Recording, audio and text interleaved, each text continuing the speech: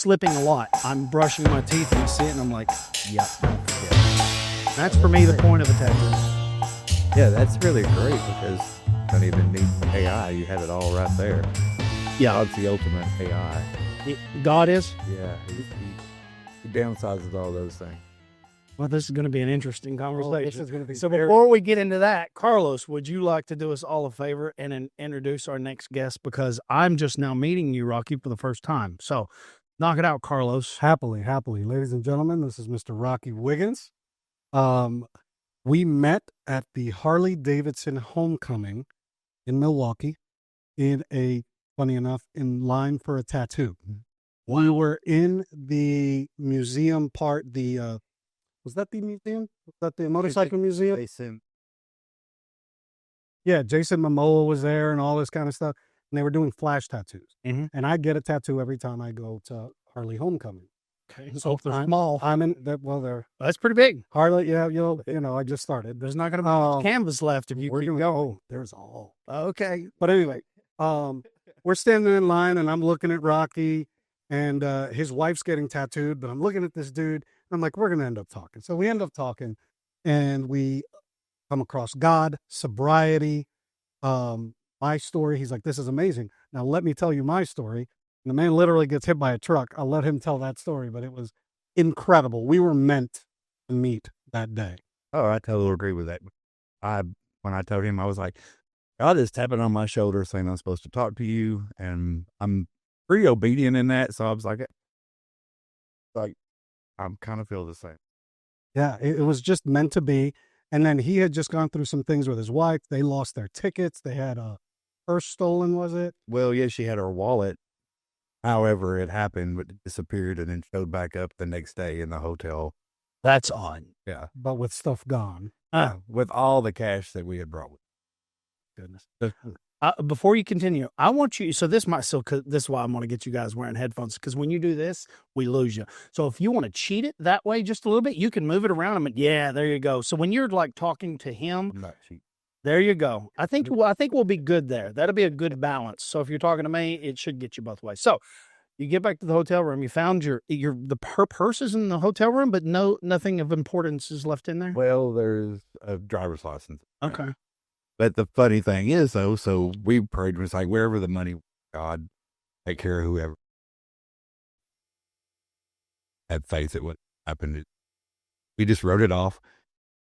What, about 2 hours later, we were like, hey, we don't have tickets for the event. Yeah. He's like, hey, I'll give you a ticket to the event. I was like, because we're not going, we don't have any cash left.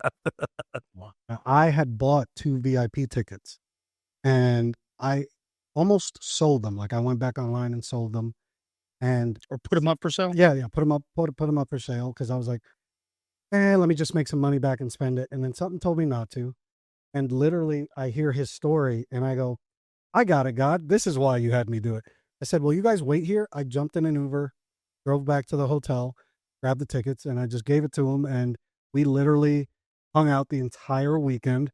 Turns out they're from Middle Tennessee or close enough. Yep. They know Bumpus Harley-Davidson. They both ride Harleys, sober, into faith. I mean, the connections are endless. And we would have never known. We were just standing in line in Milwaukee. And we established a friendship, have hung out, go to dinner, talk.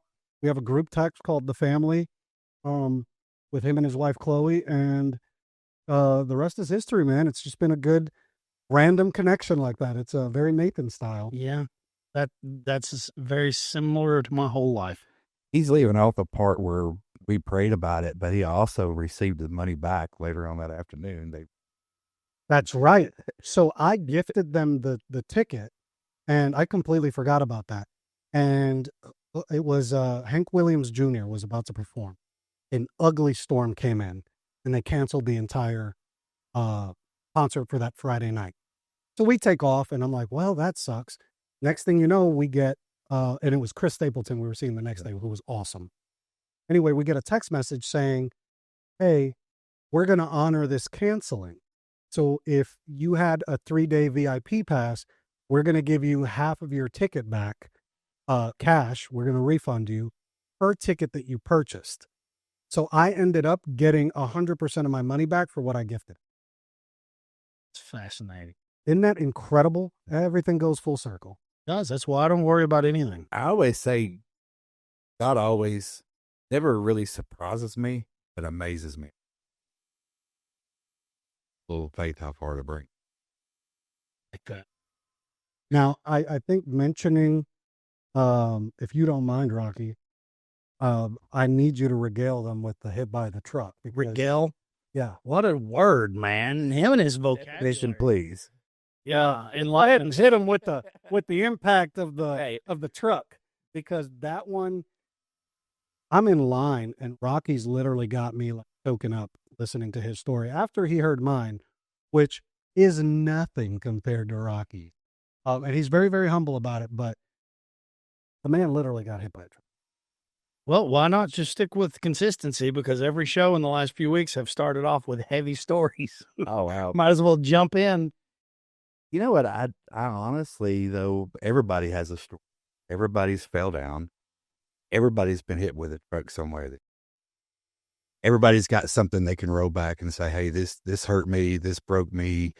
This is what's wrong with me. This is what's held me back. This is what's stopping me being what I see myself or what I feel like I should be. We all have a story. If it's hit with a truck or blew up in Iraq or anything like that. I hear stories every day from these vets that come in and out of my meeting. And I feel really humbled that you brought that up, because when I hear these guys tell me, it's like, oh, I got blew up 3 times in Iraq while I was over there. Hit with a truck doesn't seem that bad sometimes, does it? It really doesn't. So, I mean, like, no, I appreciate it. But, like, come on. No, man, it's an amazing story. You guys that have done that. But seriously, but hit us. How this is did about you This get- is about you. How did you get hit by a truck? I mean, other than a truck hitting you, was you I was playing in the road? No, I was on my way home from work. And we always hear the story that you accidents happen really close to your house. Were you on a bike? I was actually in a car, Oh, okay. Okay. but it didn't make much difference because I got hit by a flatbed wrecker truck. Okay. Corner. I don't remember none of it. I really don't have any recognition. Thank God. But the bed came through the front of the car, caught me in the chest, took me all the way out the back of the car. The bed of the flatbed. Flatbed part of the truck, the tail end of it swung out into the road, cut through my car, steering wheel, me, car seat, and all right out the back. You cannot even see what kind of car it is. Can't tell. Wow. They were like, "Oh, you don't have your seatbelt on," and then they realized I had a huge broken shoulder and bruise from the seatbelt. So I'm trying to wrap my head around how the flatbed portion of the truck did the tail end swing around trying to make a turn, so he didn't like T-bone you. Really sharp curve. And Okay. From what we can figure, he turned out, but like I said, I actually died at the scene. So the police report says I hit them head on, although my car was hit by the bed of the truck. So however that adds up. Well, you have no memory of it, so you just can't make a re. okay. So the So, gentleman, but you got ejected. You and the inside of your car got ejected from your car. It turned it inside out. It sounds like. most of the inside of the car got ejected out into the street. Yeah. Wow.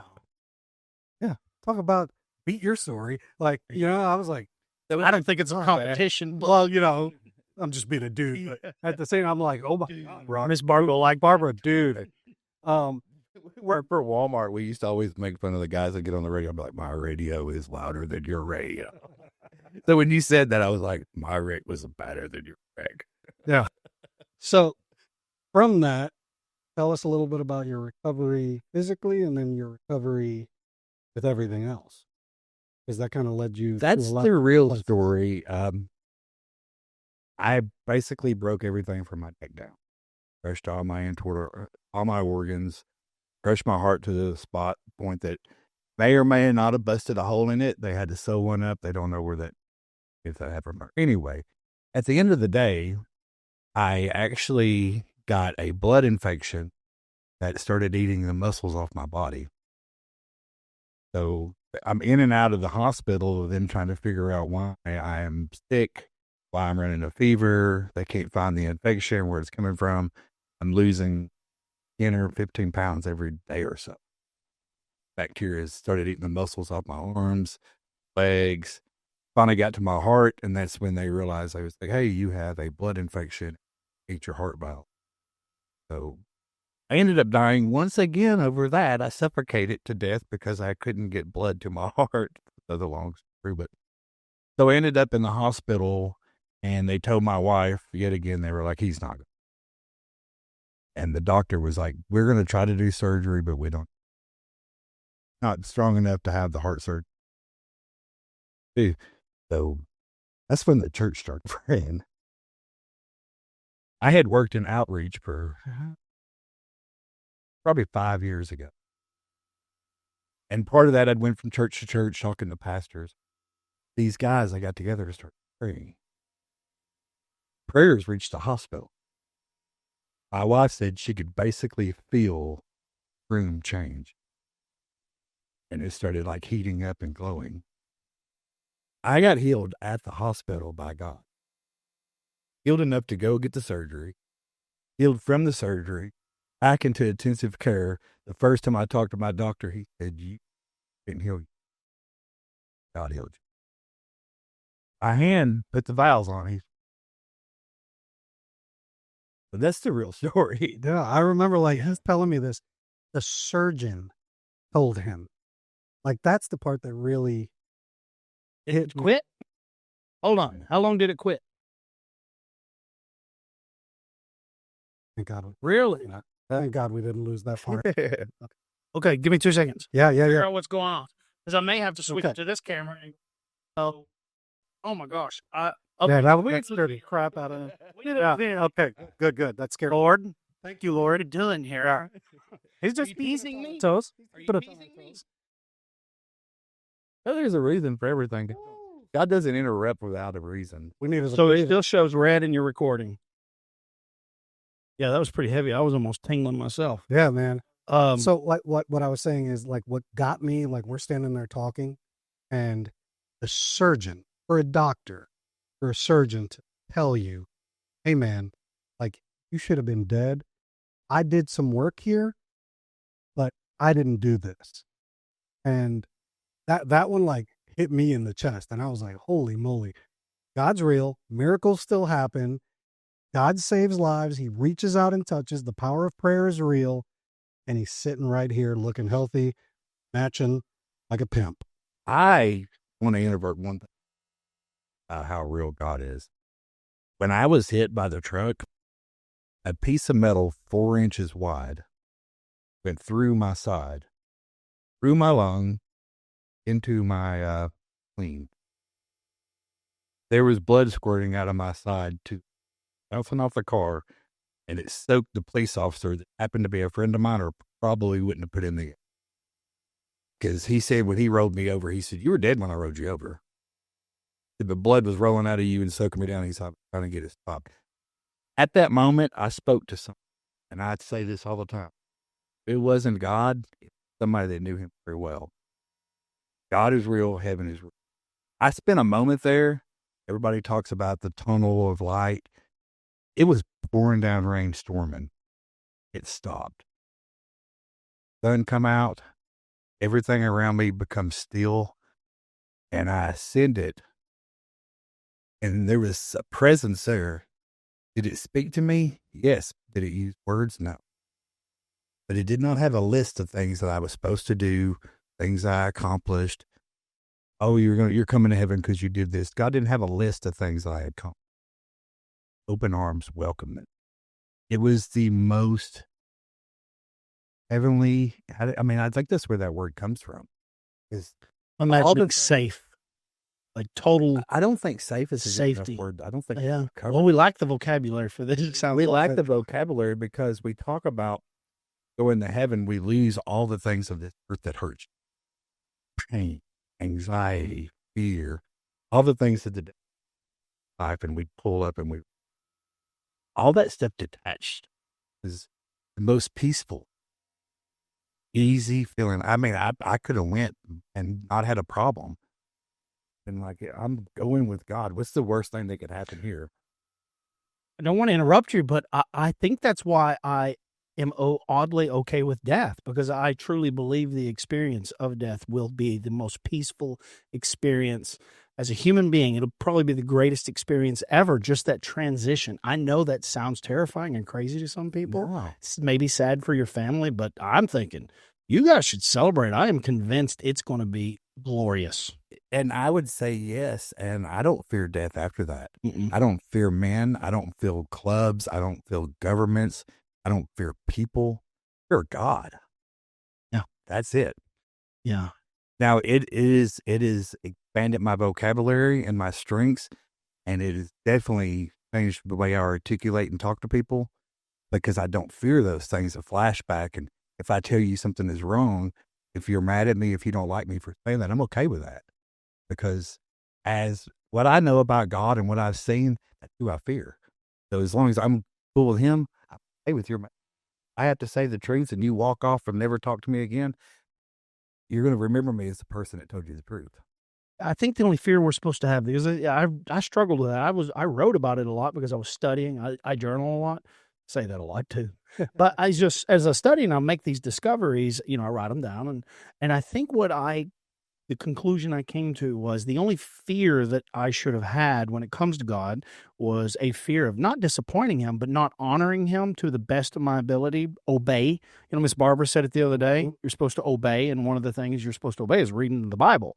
So it's like, that's the fear that I think that's a healthy fear in some way. I think it's healthy, but I think we get that. The fear of the Lord is just, I think, is the fear of not to be with him, not to have him part I of see your what you're life. saying. Yeah. Yeah, not to embrace, because most of your sins, just like you just said, most of your sins that you commit are going to be. Yeah. You're going to be. Everybody has a sin. All have sinned against you, but you're repenting of sins against yourself in your mind, things that you may or may have not even done, but you run through in your head. And then the other part is against God. Well, where did I let him down? Very few sins are against people. Yeah. They're really all right here. If you can own that, then think about how much you can. Yeah, I think you're nailing exactly. You're really unpacking what I was actually thinking, because I was talking to Miss Barber about it, and I was like, if I don't read the Word, if I don't pray, it kind of leaves me alone. And she corrected me, and she said, "No, you're leaving him alone." So it's that fear of not being in his presence or having him in your presence. It's complicated to try to describe it, but her response was obey and read. Well, obey is an action word.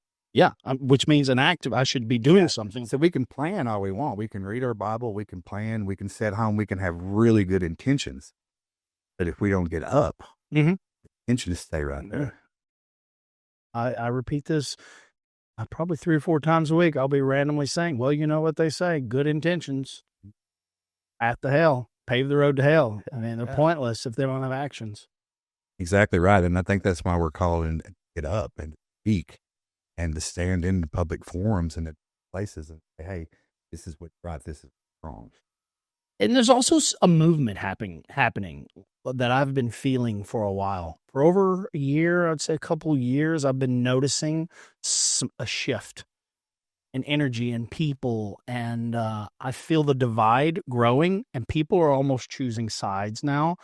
And you just saw it. I don't know if we want to jump to the Super Bowl, but you just saw it in the Super Bowl last night. And I'm not trying to get controversial. This is a complicated topic, but you see people like choosing, you know what I mean? And it's funny to me because I was thinking about Kid Rock, because he performed at TPUSA, and I was thinking, it wasn't very long ago, Kid Rock was somebody we wasn't allowed to, you know what I mean? Like Kid Rock was very, you know what I'm saying? And now he's preaching the gospel almost, it's just crazy to me. But something definitely is happening. Something is definitely happening, and I don't fully understand it, but it feels like good and evil is just amplifying right now. I think there's layers to this movement. It's complicated. I feel the movement, but I spoke about it today, and I know you read on it. I'm not going to get that into detail, but I think aside from a natural, we are tribal, and we tend to choose sides in people, there's the gaslighting of media and all the putting out these insane inaccurate. It's things, designed to and do it's designed to divide and polarize even further. Yeah. Where because you can control a population with divisive. we've been doing it for years. wrong though. But where is tribal wrong? I don't. What's wrong with tribal? No. Well, not necessarily. Let me break this down for you though. Okay. And what I'm talking about, well, tribal, there's nothing wrong with tribal. Yeah, it's in our DNA. Because why should you be not proud of where you come, no matter where you Oh, that's not what I meant. I didn't mean like with heritage or stuff like that. but I'd read what you were saying earlier, and I think that the biggest mistake in all that is we forget who the enemy is. That's right. And we let things like that say, well, here's a great divide. There's no great divide. It's already divided. Mm-hmm. You can't stand on the fence. It's good or bad. Yep. That's where we get confused at. But there's also degrees of good or bad, because I would say, or I heard this, that like Satan doesn't want to appear to be Satan, the most extreme version of evil. The best way he can influence you is to appear godlike, or you know what I mean? Like a lot of people are being misled is what I'm saying. Yeah, but that's still, it can't be on the fence. God doesn't do the fence. It's either his way or no way. If you can't be on the fence, that's lukewarm, whatever you call it, but you can't even be that. You have to be all in or you're not in. So there's the degrees of good or bad. I mean, there's degrees of people that are how good and how bad they are. There's a drawing line there between the difference between good and bad. And you have to make that decision in everything you do in life, because that's what godlike is. That's what we're all trying to be. We're trying to be more and more like Jesus. And Jesus always follows the right thing. We're incapable of doing it. Yeah. But we have to have that mindset at all times. And don't get caught up into where the devil's trying to fool us. The thing in Minnesota, that's a power over that state. That's not a fight between ICE and ICE protests. That's a power grab for that state. Going back and forth. People, you're lost in it. The thing about the Super Bowl, that's just another way to get you confused. It's diversion. And all the diversion is right or wrong. They're trying to draw you away from being Christ-like or not. And if you get in that fight, then you've got to be very careful what you say and what you do, because you can step over that line and not be Christ-like. I fall for it all the time. I'm a victim of my own words. I honestly sometimes will speak into something without even thinking and be like, oh, I said the right thing. But no, I've crossed that line. I didn't follow what Jesus would have did there, even in being correct. Now, love is always through the truth. That's how you deliver it. It's interesting you said that, because I actually wrote something recently about love. But to talk about Christ, because I mean, it's to be Christ-like. I mean, I wasn't born of a virgin.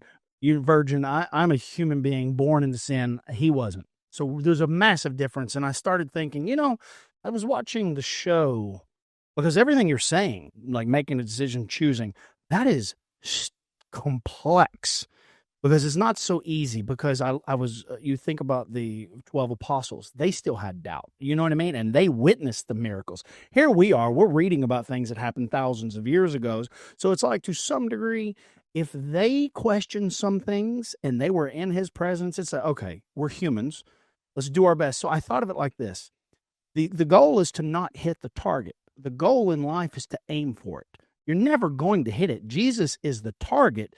And some days I'm on and some days I'm off. But as long as I'm making a conscious effort to aim towards perfection, because perfection is only going to happen in death, that's when I get to be perfect. So until then, I'm not so hard on myself. As long as I'm consciously choosing this over this, I know that I'm always on the right track. Now, it looks different for each individual, because we all have different backgrounds, and and that's another thing that I was thinking about. I was thinking about a military. And not everybody can be a general. You have to have, there's a hierarchy. And I was thinking about different people. I have some friends that pray over every meal, but they don't read their Bible. And I thought, that's odd to me. You know what I mean? That's odd to me. I wasn't judging. I wasn't even questioning, because I realized even if I question, that's a form of judgment. But I was pondering why we're so different. I thought, oh, hold on.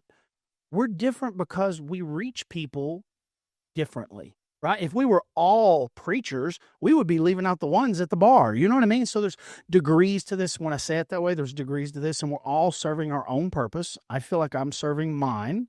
And I think as long as I do it in his name, I'm doing it correctly. But I'm brand new at this. I have an interesting thing maybe that you might pick up on. I usually tell all my men's group this.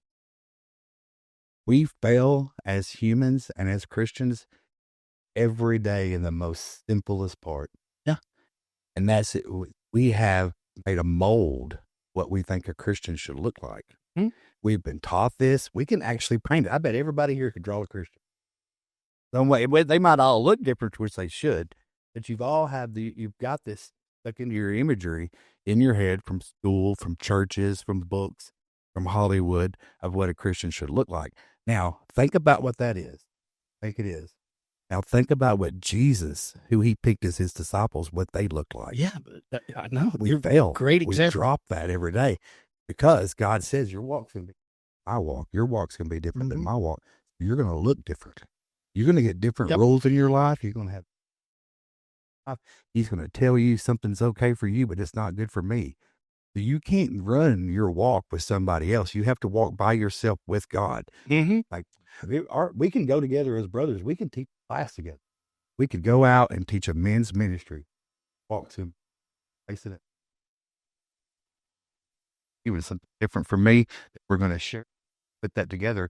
That's how that bond within men is what we need right now in this situation, not sides. We need together unity. Men building stronger men, using this to be more transparent with each other, because I'm tired of running fake men. People act so fake they forget who they are. That's a problem. I kept having this reverberating idea, phrase that kept repeating in my conscious, and I don't know if people were saying it. I don't know where it was coming from, but I kept hearing, he'll meet you where you're at. It was a thought. He'll meet you where you're at. He'll meet you where you're at. And I had went to this church, and I think I may have told the story. The church that I'm going to now, the first time I went, I thought, oh, this isn't for me. It's a little bit too, I guess you could say, progressive, left. And I wasn't used to it because I grew up in a very conservative, restricted, yell at you church, scare you into heaven type church. And I thought, why are they all so different? Why are they all so different? And I was sitting in the church and I was looking around and I thought, oh, he's meeting them where they're at.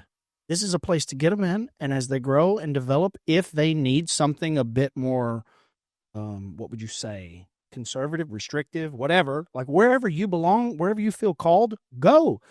I'm just not going to choose, and I'm not going to tell someone where they belong because it's none of my business. It's not my relationship, not my path.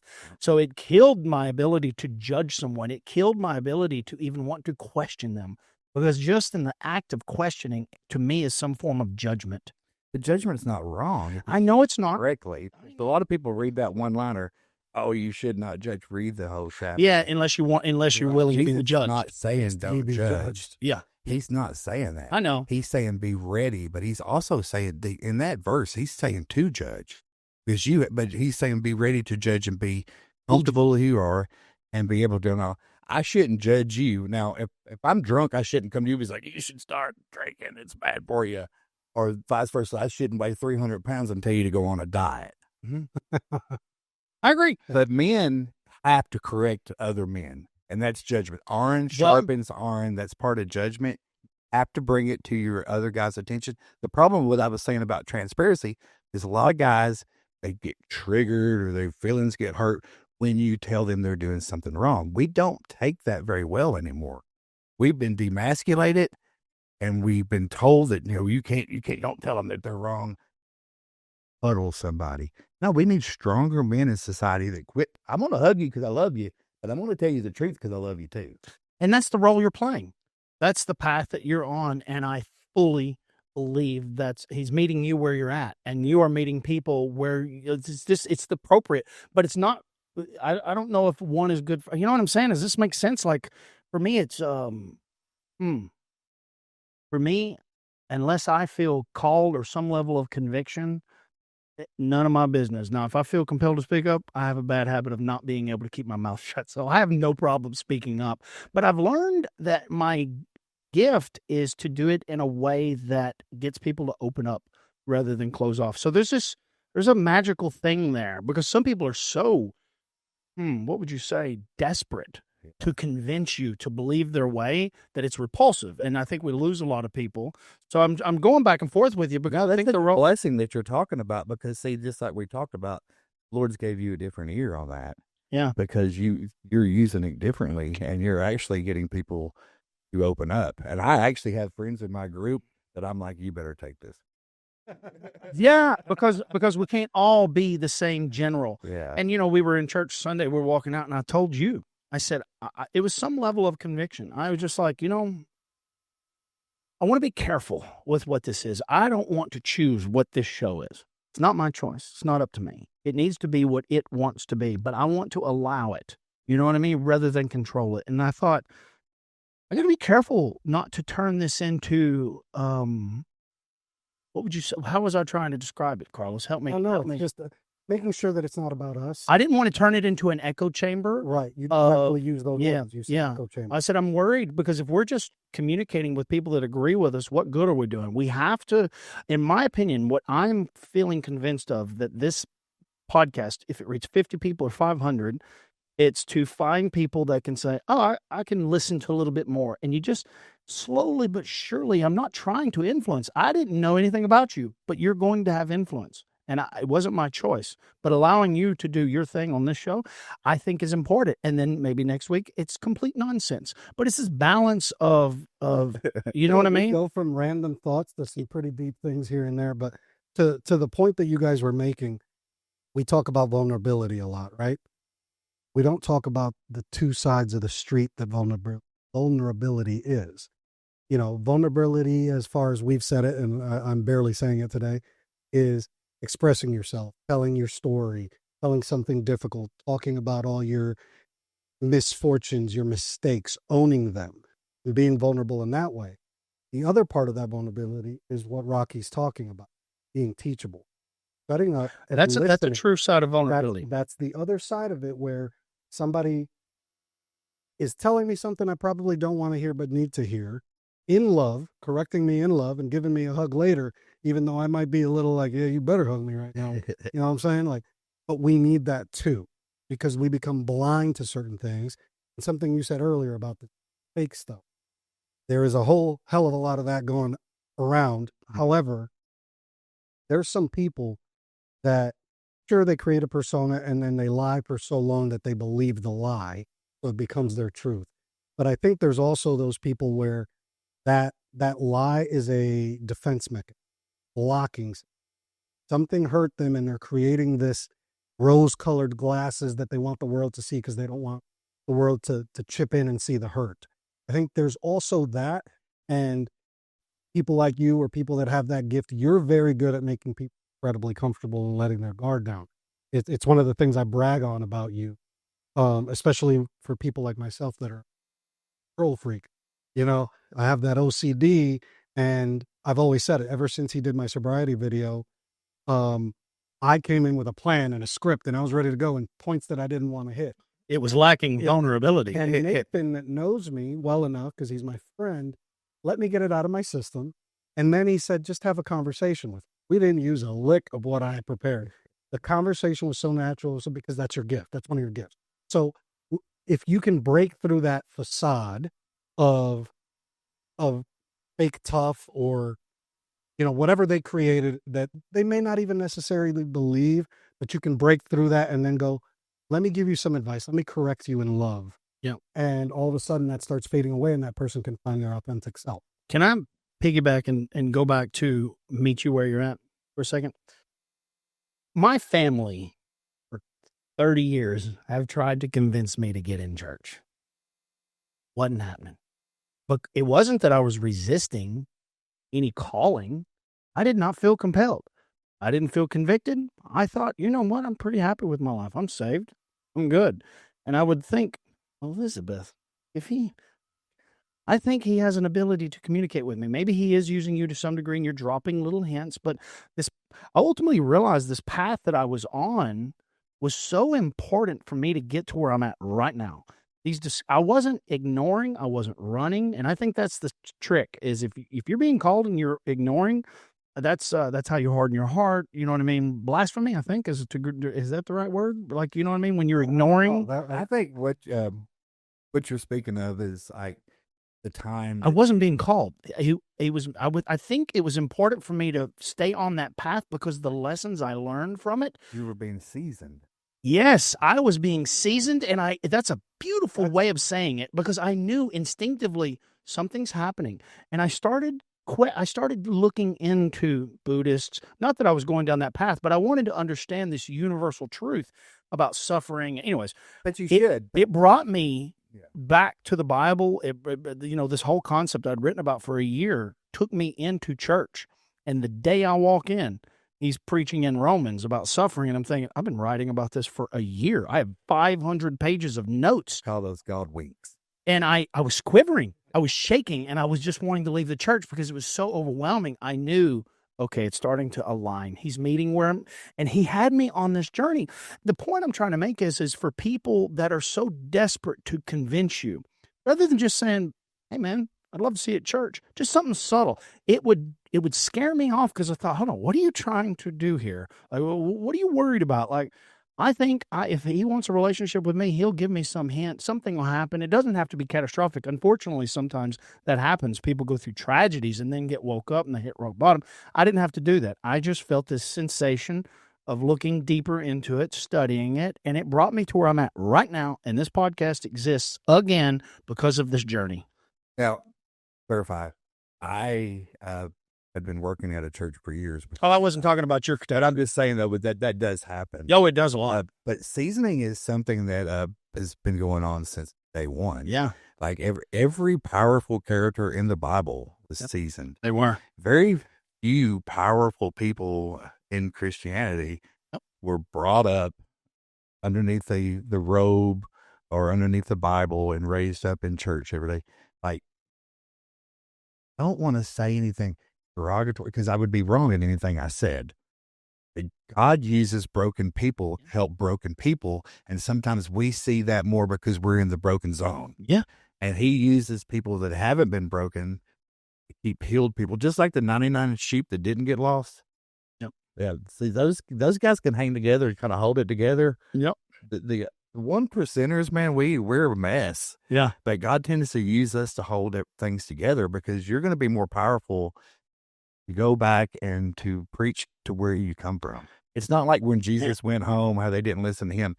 It's a different story because bikers were listening to bikers. Weightlifters were listening to weightlifters. Joggers were listening to joggers. Motocross guys are listening to motocross guys. Whatever, if the field that you're in, you're going to be able to appeal to people because you know the language, you know the guys, and you know the atmosphere, and you know the culture. And the culture is a big deal. Even when you read the Bible, there's a lot of reasons why Jesus picked the people he picked because they go to different cultures. Yeah. They could react. They could get something from out of there that you couldn't get because you don't know the culture. You don't know the people. You don't know which side of the street to walk down. You don't know which hand to shake. You know, things like that that's going to differentiate people that you don't know their culture. I think I have the faith to trust the process. They say he's got a plan. Let him do his plan. I don't have to go out here and do anything unnecessary. It becomes counterproductive to some degree. I'm just rolling with it. And when something happens, I just kind of lean into it rather than say, oh, I don't want to deal with that right now. You know what I mean? So I feel very comfortable with the process these days. It's fun to jump when Jesus says jump and you don't know where you're going to land. Though sometimes not so much. But I've built my whole life is in chaos. I love chaos because that's where you learn. You learn in the unknown. Chaos and order, that's balance. And so I love the chaos because it's exciting, it's terrifying, and I thrive in chaos. So I'm built for it. And God needs men like that every day. Yeah. Because the difference between men nowadays, first of all, a lot of them have been demasculated. This is a complicated our economy has, and our world itself, the way it's built right now, is demasculating men. It's natural though. Did you know that if you look at the fourth turning, it's sad. I'm Oh not saying no, it's no, good. you're definitely it's a repeat process. Yeah. There's nothing new underneath the sun. except But every the 100 fact- years, I always argue with that verse because tomorrow's brand new day, right? yeah. He might not have got that 100. Well, it's a new day for you and me. You know, it's I observe patterns, biology, psychology, and I look through history, and I read a great book, The Fourth Turning, and you're like, oh, this is kind of normal that weak men make hard times, and hard times are coming. And Strong men will be a result of that. So that's for me. That's the process. You know, you look at the Roaring '20s, then the '30s collapse, right? So the collapse probably should have happened in '08. We spent $30 trillion avoiding it. The collapse is going to be much more catastrophic than we could have imagined. So I'm not ignorant to it. I'm just not going to stress over it because it's inevitable. But what can I do in the meantime? I can be a light. A light. there you go. Because I just talked about this. I don't know if you read what I wrote the other day about everybody's like, well, it's the end of times. And these prophecies are lining up. So many Christians are sitting home with their hands underneath their tail end, sitting on them, talking about prophecy, talking about, oh, this is the end of the world and all this stuff is happening. They're not doing anything about it. And I do not remember when we were supposed to watch this. It's supposed to be following Jesus.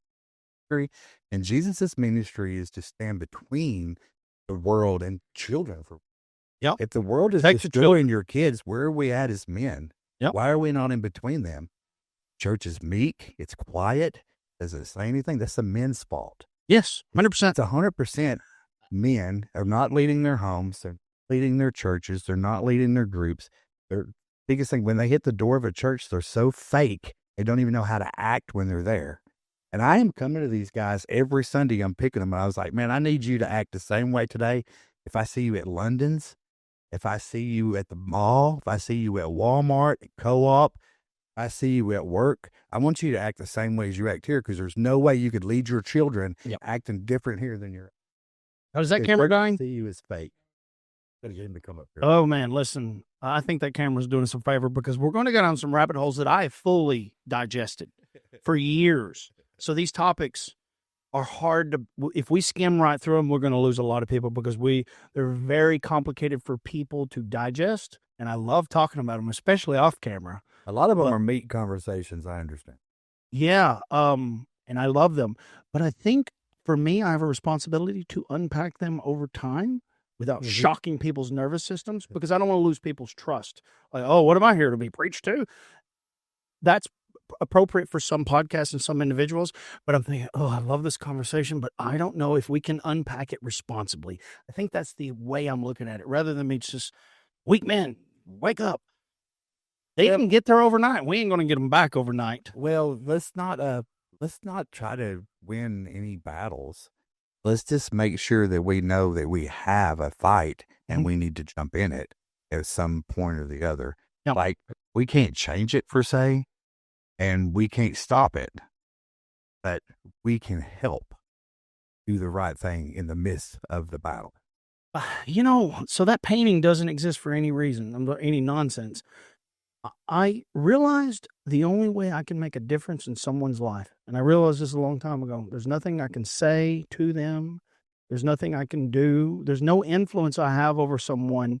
For me personally, the most influential I can be is to shine bright and illuminate the path for others. I did not write that quote. My friend Giovanni wrote it based on all my philosophy, the things that I've built. And I thought, I have a system here that really works. Wow.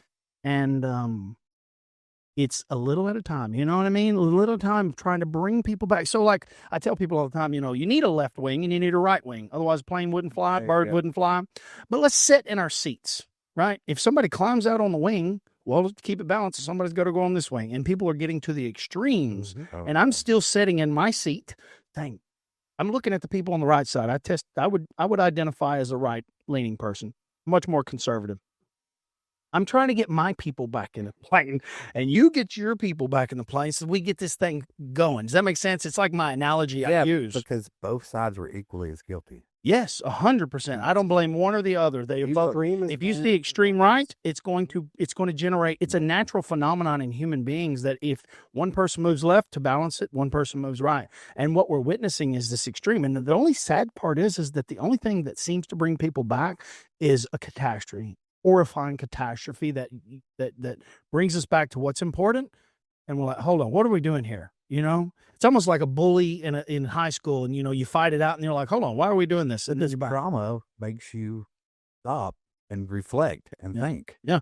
And so then whatever Puts things into perspective. reflecting on, you get perspective, but you also remember that time of reflection. Like everybody remembers where they're at when trauma hit or what happened to you. I mean, or when you're a child, if something traumatizing happened to you, child, you can usually remember. I can like photographic memory of some trauma from all the way up to my adulthood. Like trauma paints a picture you not see. Yep. And that's why trauma brings people together. But this is why we need lighthouses, because traumas will reset us and it takes us to the place that we need to be. But we are a species with amnesia, and it was short-term memory, man, because not too long ago we were, I'm not even going to go to Charlie Kirk. Let's go to 9/11 real quick. Yep. 9/11. The world united, did we not? Yep. American flags everywhere. God bless America. Let's do this, that, and the other. And what controversies were going on at that time with politics? I can't even remember. I can't tell you. Exactly. I couldn't tell you, Rock. Yeah.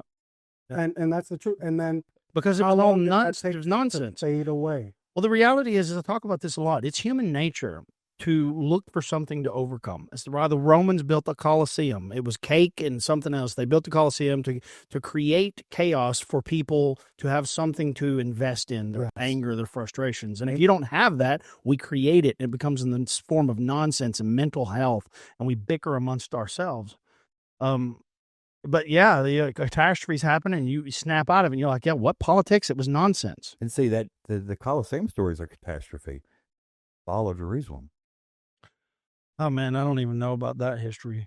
That's I'm out. You can fill me in. I don't want to leave it hanging. Going down YouTube rabbit holes all night. That's how they got the money to build the Colosseum. Oh, the fall of Jerusalem. Yeah, when they destroyed the temple, took all the money, went back, built the Colosseum. Wow, I didn't even know that. Let's forget about what they were doing, because it was a human rights issue what they were doing. So Colosseum, people watch the Super Bowl, forget about what's going on. Distraction.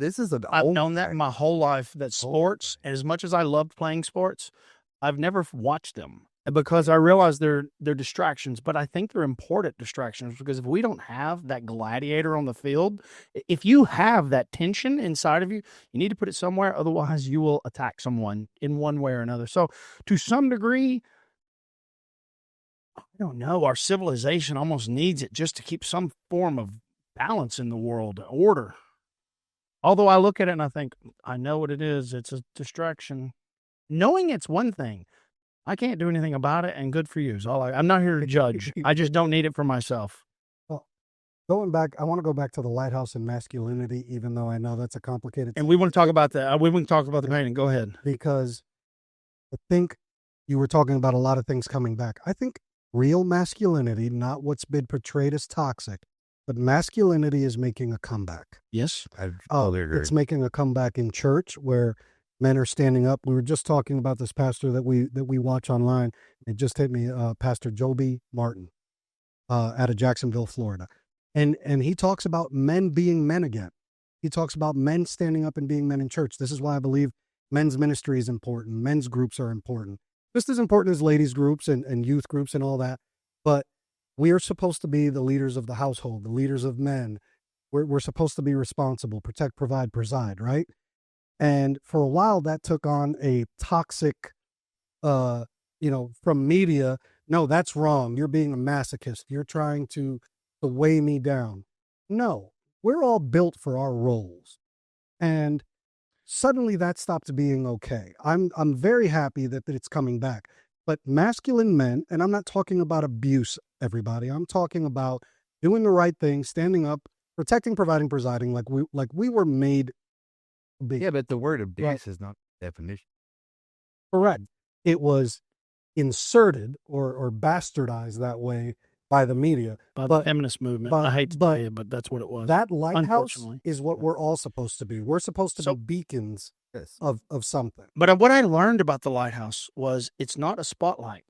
See the ships out there lost in the waves, right? People living in chaos. Their life is turmoil. That's not a spotlight saying, "Hey, you." It's shining. It's there to attract you, not to point you out, not to single you out. And that was like something defining for me. The lighthouse is going to keep shining no matter what, no matter how chaotic the waves get. I used to say, I don't know who it was, but Really? the lighthouse, the mountain don't move for the wind, right? Yeah. Sometimes it's a nice cool breeze. Sometimes it's a hurricane. And I thought about that lighthouse. It doesn't matter how chaotic that ocean gets. Our job is to keep it burning. Yeah, the lighthouse in what you're describing is kind of like the church, though. Yeah, exactly. But also, you need the guys to go out into the water Yep. and rescue the guys in the boats. That's somebody's job. We all have different And roles. that's where we get confused, and all roles are equally important. Mhm. Down to the guy that polishes the lens, Yep. to the guy that is the light. It's called the wiki.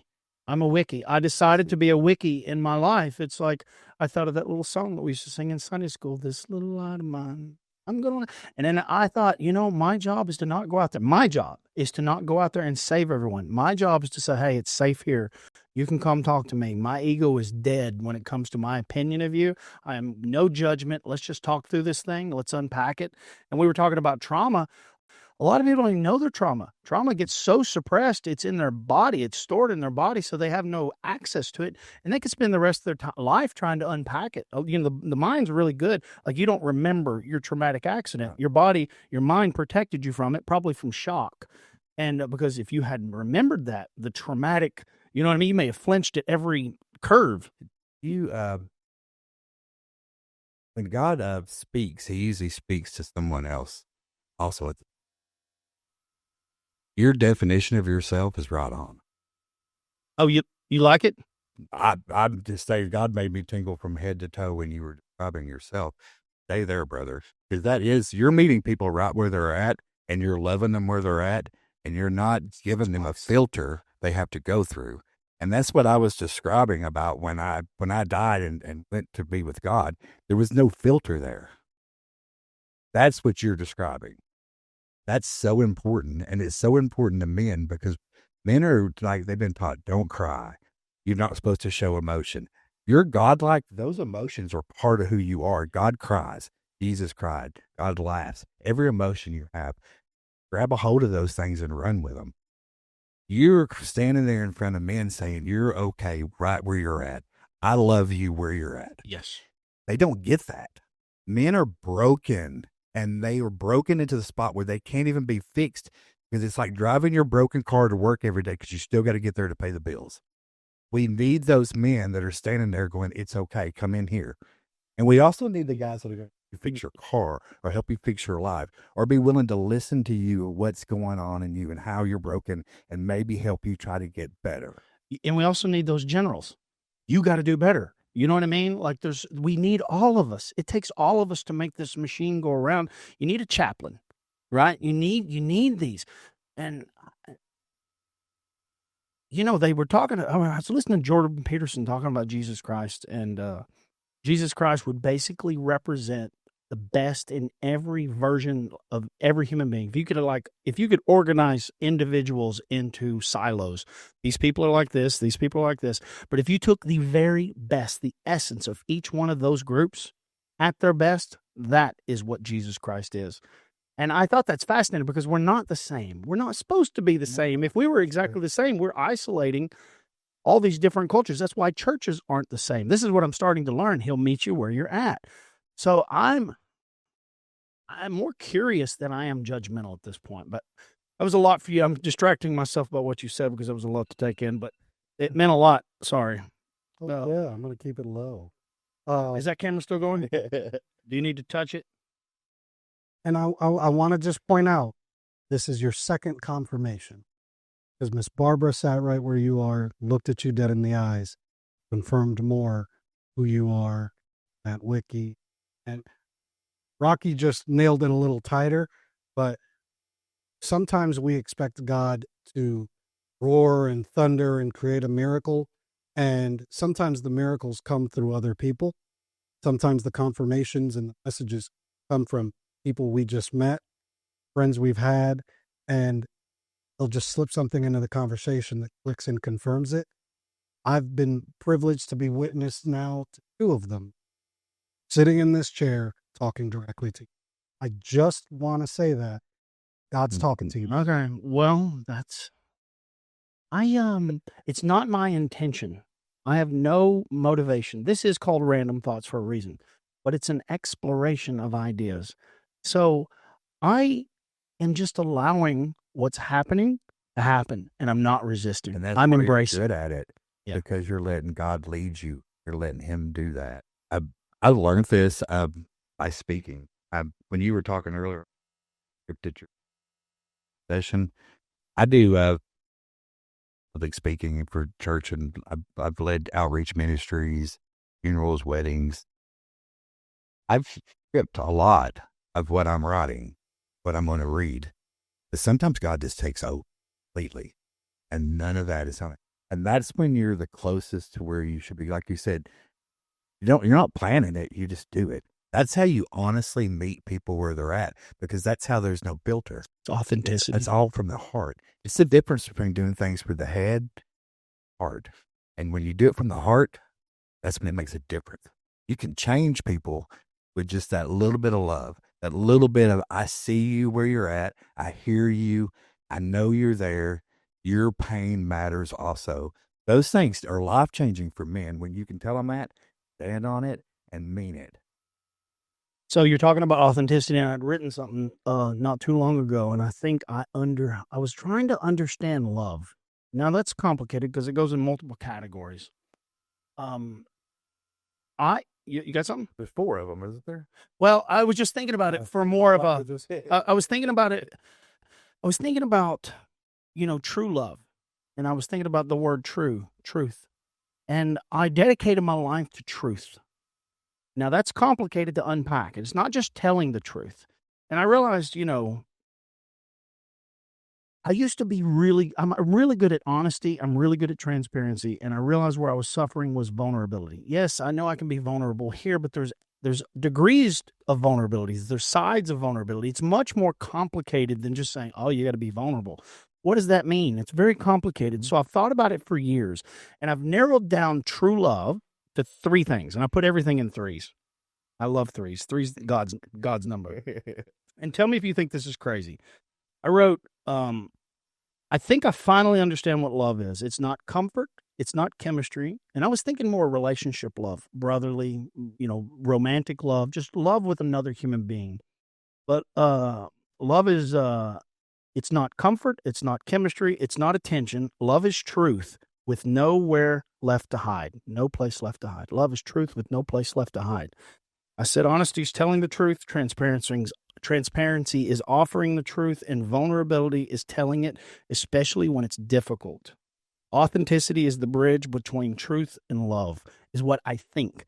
And everything we're describing here is kind of what I've narrowed down to those 3 principles. If I can be honest, especially when it's hard. I have this saying that I tell Brennan all the time.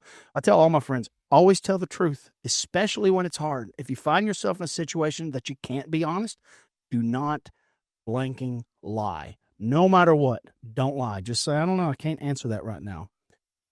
And I dedicated my life to truth and to the discovery of truth. And I thought, I'll find it if I practice those 3 things. I'm always honest, I'm transparent, and I'm vulnerable.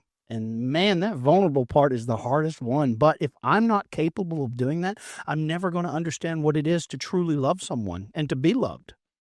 So all those things are godly.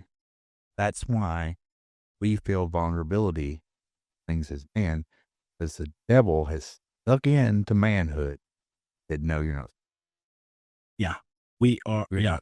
But you know, Culturally, you know how good it feels to be honest and worry? it is the most satisfying, liberating thing. I was reading, I don't know if it was a book I was reading. Yeah, it was a book called The Power of Vulnerability by Brene Brown. And she had this quote, I don't know who wrote it, but basically this person had said, your opinion of me is none of my business.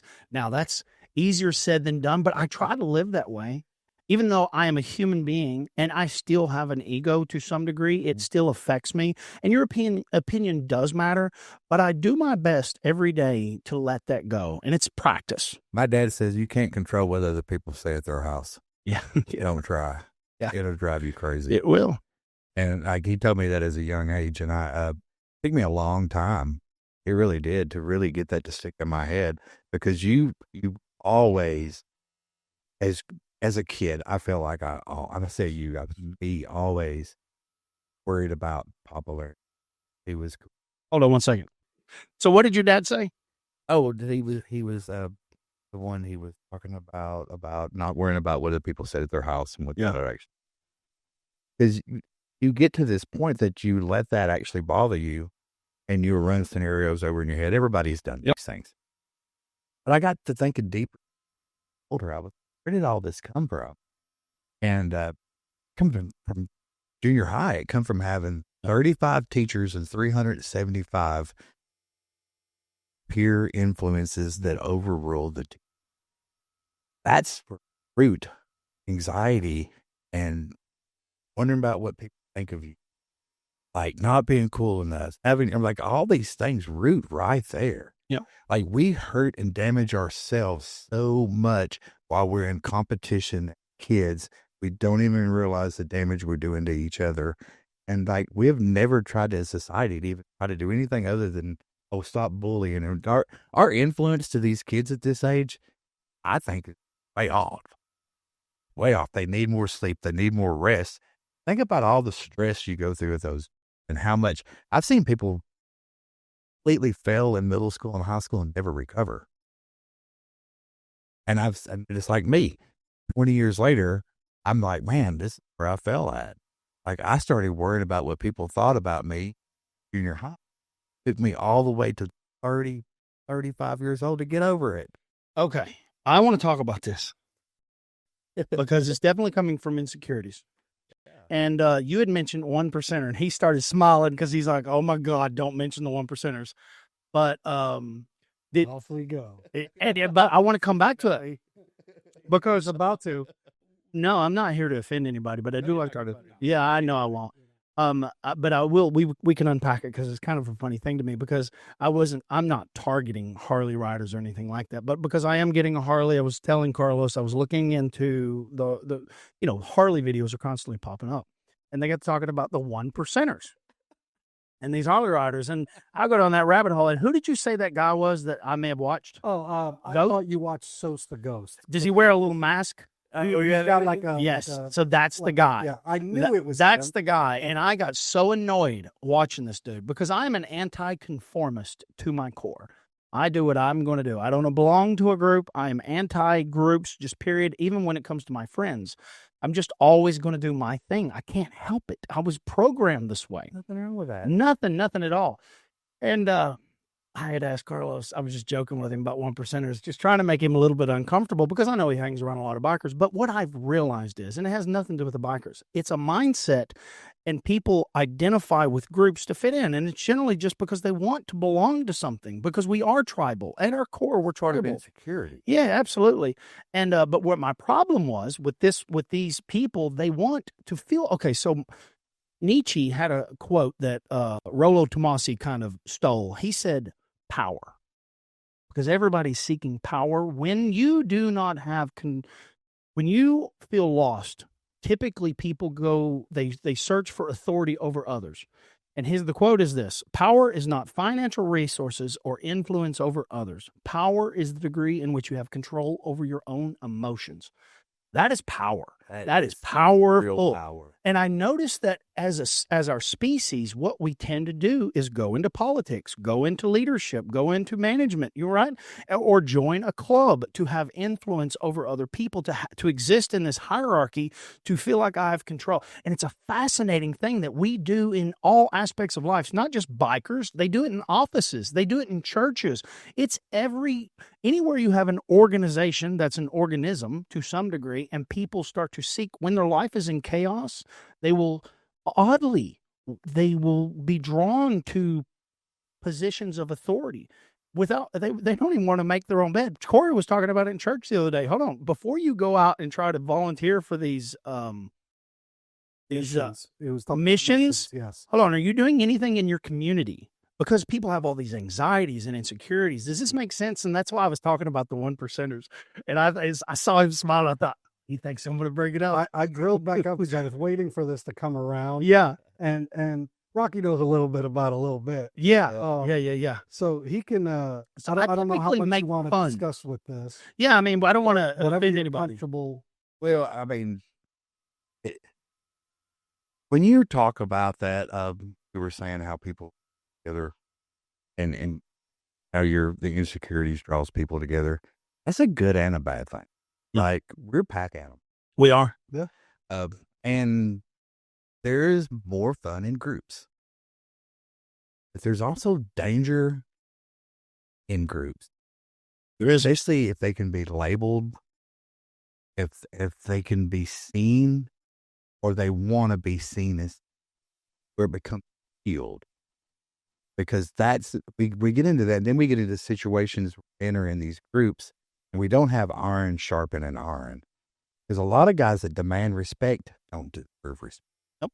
And I don't care who sees that. That's the truth of the matter. If you're demanding respect, you're probably not respectful. No. Yeah. So, Yeah.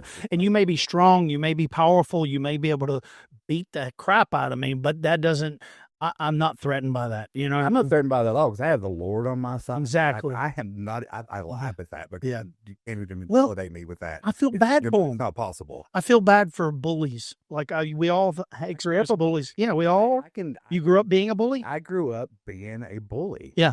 And I can relate with that. And like when God stepped into my life and he really broke me down. When I got to that point in my life, I started calling people and apologizing from high school. I don't know how we got down this rabbit hole. I love it. I called this individual and I said, dude, I not remember me from junior high school, but I made fun of you and I started a fight with you in your high school. I'm sorry. I love that. Repentance. He said, brother, I know exactly who you are. He said, but you changed my life. You made me a little tougher when I was weaker. He said, because I stood up to you when nobody else would, and I actually did show up to fight you. And I was like, yeah, I remember that. I thought you was kind of stupid. Well, it's just silly. It goes back. Like I said, I'm just being honest. I'm being vulnerable and honest. He said, hey, I am a reporter from the newspaper. I cannot believe this is going on. Let me write a story on it. It become a story on vulnerability. Like what we should do as human beings. Because just like I said, I had some brokenness. And I caused some brokenness too. And how can I weep for my brokenness if I don't go out and try to help what I broke too? And I think that's where we miss it sometimes. It's like, it's okay to go. Because you don't know what kind of wound you left. Your phone call 20 years later might be what changes somebody's life. Because so many people go down and they don't get up. Because they don't feel like they're worthy of getting up. Maybe you put them down to the point and you didn't know it, that you hurt or you changed something in their way of thinking. You being a bully, being a brat, being a 1%er, trying to be, this tough guy actually affects somebody that would change their life for a negative or send it down a negative course. There's degrees to this. And I think nature provides, I think bullies are necessary. I think bullies are necessary for a tribe, because when people are being, what would you say, weak, we should toughen them up. But there's ability. When you think you can do anything and get away with it, then that's a weak society. Because then you flare out or you become violent. Yeah. Men that don't have accountability by having a bully around, they become violent. Yeah, they do. All your killers are the boys and men that got on antidepressants. To be honest with you, they're in a school shooter that happened that is not on some kind of mind-altering medication, and they're on it because they have no purpose. and meaning. And what does that mean to have meaning? It means to know that your life means something to someone else. That's what it truly means to have meaning in your life. And if you have that, you have peace, you have joy, you have purpose. And we were all bullied to some degree, and thank God that I stood up, and it made me stronger. It made me tougher. Some people weren't as blessed as me. Some people had more violent bullies. There's degrees to these things, and anything can get out of hand. But I truly believe that there's some element in nature, and it happens in monkeys. It happens in every species that we pick on one another to toughen each other up. I mean, if you're in a tribe, typically, you can only keep about 150 people in your circle. To some degree, it's about 150 people that you can maintain a relationship with. Yeah, there's a book out about it. Yeah, and so I was listening to somebody recently that they know for thousands of years that tribes only existed at about 150 people, and then it fractioned. Monkeys are about 80, right? And then after that, they start fraction and they create new tribes. It's just part of nature. It's completely normal. You can't maintain that many friends. But I just thought it was fascinating because of social media. It's created the illusion of connection, and it's not connection. It's attention.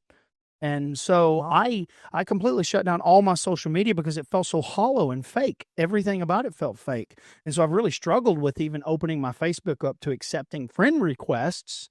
And I'm only doing it now because of the podcast. It's like, okay, well, now I have an obligation to allow the message to be shared, but I don't look at them as friends, even though they're called friends. And I think that's what's destroyed us. And I think that's why all these young men and women are becoming violent, because they are lacking real connection. They have attention, not connection. And I'm all over the place there. No, you nailed it. Okay. That's 100% the truth. I'm going to come in with all over the place because there's 2 points I want to make. I think with the bullying, there's a difference between bullying and tough love, right? When I kept falling off my bike, and my mom's like, it's going to be okay. But my dad's like, get your butt up and dust yourself off. Throw some dirt on it, kid. Yep.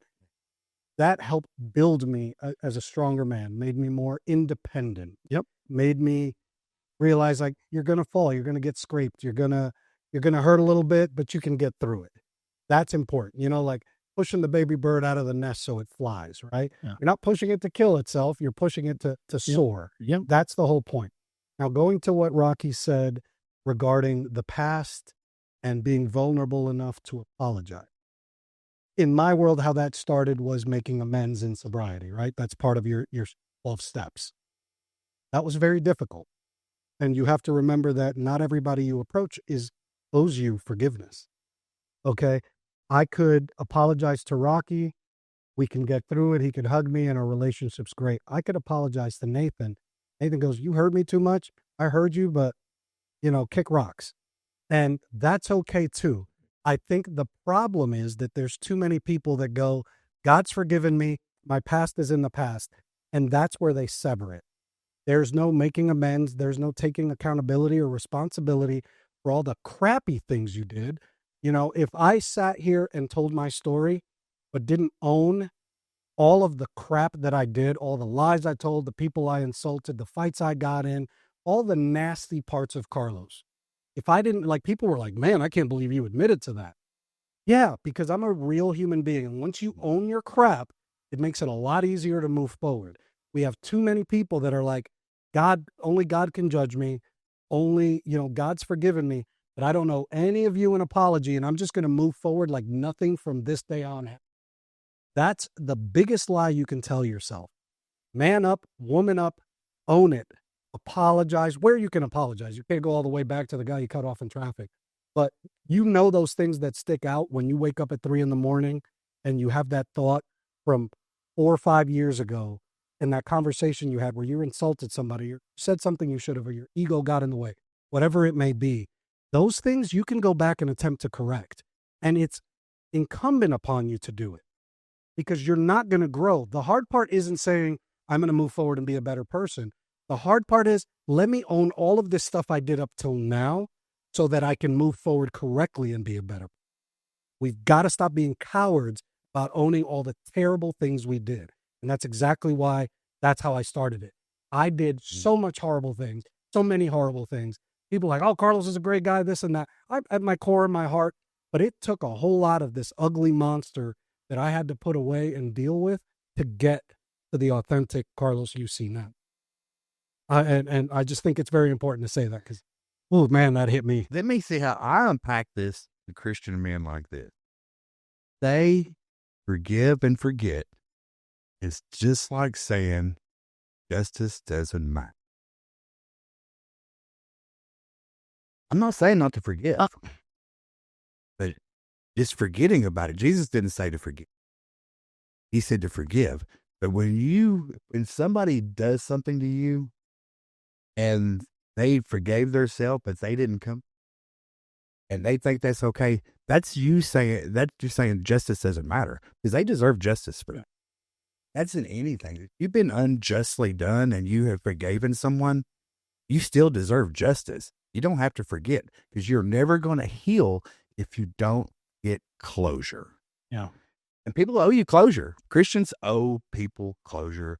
I'm not saying you got to go through. But if God's tugging on your heart to call somebody or to say something, if you don't do that, you've missed. That's the whole point, is not resisting these urges to do the right thing, to correct your wrongs. I'm not saying make a list of everything you did since you were a kid. You got to you got to show some grace. Yeah, you got to show some grace, but you also have to be willing to say, I was wrong. I'm sorry. Like, give people some justice. You just forgiving and forgetting is like, that's not good. It's a coward's justification is what it is. Because I struggled with it. There was people that I was like, when I had to make my amends, and I'm not saying you have to go through the steps because I went well beyond that with some people, but there were some people I couldn't reach out to because of my pride, because of my ego, because of fear, that people I know I owed an. But I couldn't I would go, okay, so I had my list, right? I had 1, 2, 3, 4, 5, 6, 7, 8, 9, 10. And I'm thinking of number 7. And I flew through 1, 2, 3, 4, 5, 6, 7, 6. And then I went, let me go to 8 and see what happens. And then let me go to 9 and let me put it off. And I mean, I went through things and moved on. And there's still to this day apologies that I owe That's okay. And I'm okay. I get that it takes time. And some of it is I need to push myself. There's been some that I've made the leap and I've reconnected. I haven't. And sometimes it's not, hey, let me pick up the phone and go, I owe you an apology. It started with, hey, let me just reconnect her. I know it's been a long time. I know that there's things we need to talk about. I'm not ready to go there yet, but are you okay if we connect? And the one person I'm thinking about was more than happy to. And we've got a dinner or a coffee set up in the future already. But it took me, and I'm not kidding, it took me months and months to even have the courage to make the call to reconnect. Because there's a possibility you could be rejected. They might reject it, and I think that's just your fear and more than anything. And that's okay. I did some hard ones. Some people That's forgave. truly being vulnerable right there. Risking the rejection. And men don't like to be rejected. We do not like rejection. Our ego does not take it well. The thing is, though, if you look at the tribalism, the 150 in a tribe, right? It's much more manageable when you're in a smaller group like that, because you would get exiled if you did not own your responsibility, if you did not correct your behavior. So the reason why we're afraid of public speaking biologically and psychologically is because of the fear of being exiled for something that we may have not anticipated. It's the reason why you wrote a script. You want to make sure you're saying everything right. And so we filter our words through our thoughts because of it's an innate fear of being rejected from the tribe, and it's fascinating to me because the unintended consequences of social media and online dating has given people and just the ability to move to other cities and rebrand yourself to some degree. You can get away with a lot, but the unintended consequences, you used to not be able to mate, right? You would be put out of the tribe and you would die. And so your bad behavior had consequences. Now you just get to reinvent yourself and go and reproduce with somebody else. And that's why we're seeing the catastrophe of people that are weak. You wonder where weak people come from, because there is a process. It's called natural selection. You know what I mean? And it's unfortunate. It's sad, but it's just part of being a human. Does this make sense? Like it's much more prevalent, I guess you could say, because we have the ability to, well, it didn't work out here, I'll go to this other group. That used to not be an option. Yeah. So we're kind of evolving in some way. You know what I mean? You can say whatever you want with no consequences these days. You can say whatever you want online because you're not going to get punched in the mouth.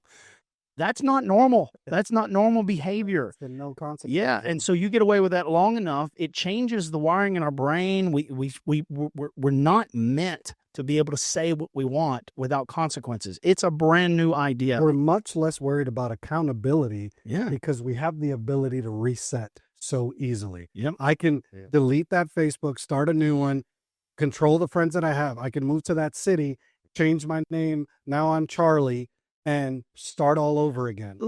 That has ruined people owning their crap and being accountable. There it is. Let me give you one of the most fascinating examples. It's over 100 years old. I think in 1908, this gentleman was running from the police because he had bought a bunch of lumber on credit, turned around and sold it for rock bottom prices, and kept the money. He had beat his wife. He choked his daughter. And this was his fourth marriage. He was from Appalachia. I cannot remember his name, but he left and he met up with, what's his name? He did not meet up with. Have you read this book? Have you ever heard the book, Think and Grow Rich, or Think Positive and Grow Rich? It's a very fascinating book. Okay, do you know the guy that wrote it was a con man? He created self-help. He created the Tony Robinsons of the world. He lied and wrote this book and said he had 20 years to interview all the greats. Rockefeller. He claimed he interviewed great presidents. Like, he had a list in this book. It was all fake, 100% fake, because he just relocated, rebranded himself, and it was all. And now, this is one of the most successful books on the planet, and it was 100% a lie. Isn't that fascinating? But is it? Because it's actually helping. You said he wrote self-help. Yeah. So is it a lie, or is it? I don't know. Good can come out of something bad. It generally does. But it makes me think of this saying where if you can't dazzle them with intelligence, baffle them with bull. So bad. But if it, like, all your stories are mainly just fabrications in somebody's mind. So it's exaggerated. Wrote a story, but he branded the story as being true. Yeah. So how much truth is in it? Yeah, our memories suck. So the fish grows bigger. Yeah. But Human beings are fascinating. That's why I don't judge anymore. Because we're just trying to survive. At the end of the day, he was just trying to survive. And I'm not trying to I'm not trying to make excuses for the guy. I'm just trying to say it's complicated. I understand the complexity. The guy must have had a huge IQ to be able to do that. Yeah. He fabricated interviews with these guys, and they obviously were close enough people believed them. It was Carnegie. Andrew Carnegie is who he claimed to have became friends with. And Andrew Carnegie. How do you get an echo? I'm hearing the echo. Through his headphones?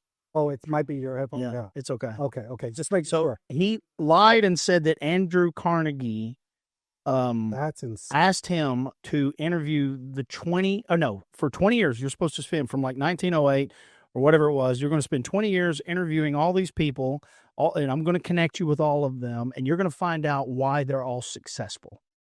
And it was all a lie. And nobody knows it. Can you imagine if that guy used those powers for good? Man. Well, but I mean, maybe God might have used him in that way. Maybe he was redirected, because a lot of good has come from that stuff. But I've never read the book. But I've read it. And it's like required reading for like sales and self-help. Well, he's a and con man. and all that stuff. So a lot of sales is con. I mean, I don't mean that in a negative way, but it is, to some degree. Self-help is a con. Paul gave us I like what you're saying. I mean, but look, Philippians 4:8. That's self-help, and most of your philosophy, psychology, all roots in what Paul wrote right there. So self-help is overcoming suffering. at the end of the day. And so what brought me to the Bible, and the only reason I kept from being an atheist, was the Bible, not religion. That's man-made manipulation in many ways. Religion has nothing to do with relationship. That's where we we fail God every single day with legalism and religion because it has no relationship. Yeah, it's all man-made. And that's a big thing going on in the churches today because we have people that are in church club that have no relationship with God. They don't even know who God is. And you were talking about, Jesus prayed 3 times a day the same prayer. That's a relationship. How you talk to God is real. You have to be able to get there. And when you get that relationship, you start seeing right through it. And that's where people get church hurt through preachers getting up there and preaching at people instead of to people. Those things hurt the population. Church, they have nothing to do with Jesus. I have a thing that I say all the time, Jesus said. And when somebody comes at me with legalism, and I said, what? Show me where Jesus said that. You might show me where man said that. New Testament is wrote about Jesus' ministry. That's what it's about. Jesus taught out of the Old Testament. Yeah. So tell me where your legalism ministry, not man's ministry. Tell me where Jesus said. That's going to hold some ground with me. 99% of the time people can't because they've heard a preacher say that or they've watched it on YouTube, and it has no ground, has no depth, and it has nothing to do with the gospel. So when it comes to self-help, what I've realized is, and I've studied, I've developed systems to self-overcome, to improve, and I started studying all the religions, and I think of like Buddhists, that's more of a philosophy than a religion. And it's because at some point you need to do some things on your own, but this is what I learned by studying all of them. To some degree, they all had one common goal, and that was to overcome and minimize suffering, because suffering is inevitable. If you're a human being, you're going to suffer. If you had parents, you suffered. And that's just part of the human experience. But the one thing that brought me to Christ, he was the only one that did it with you. Take my yoke.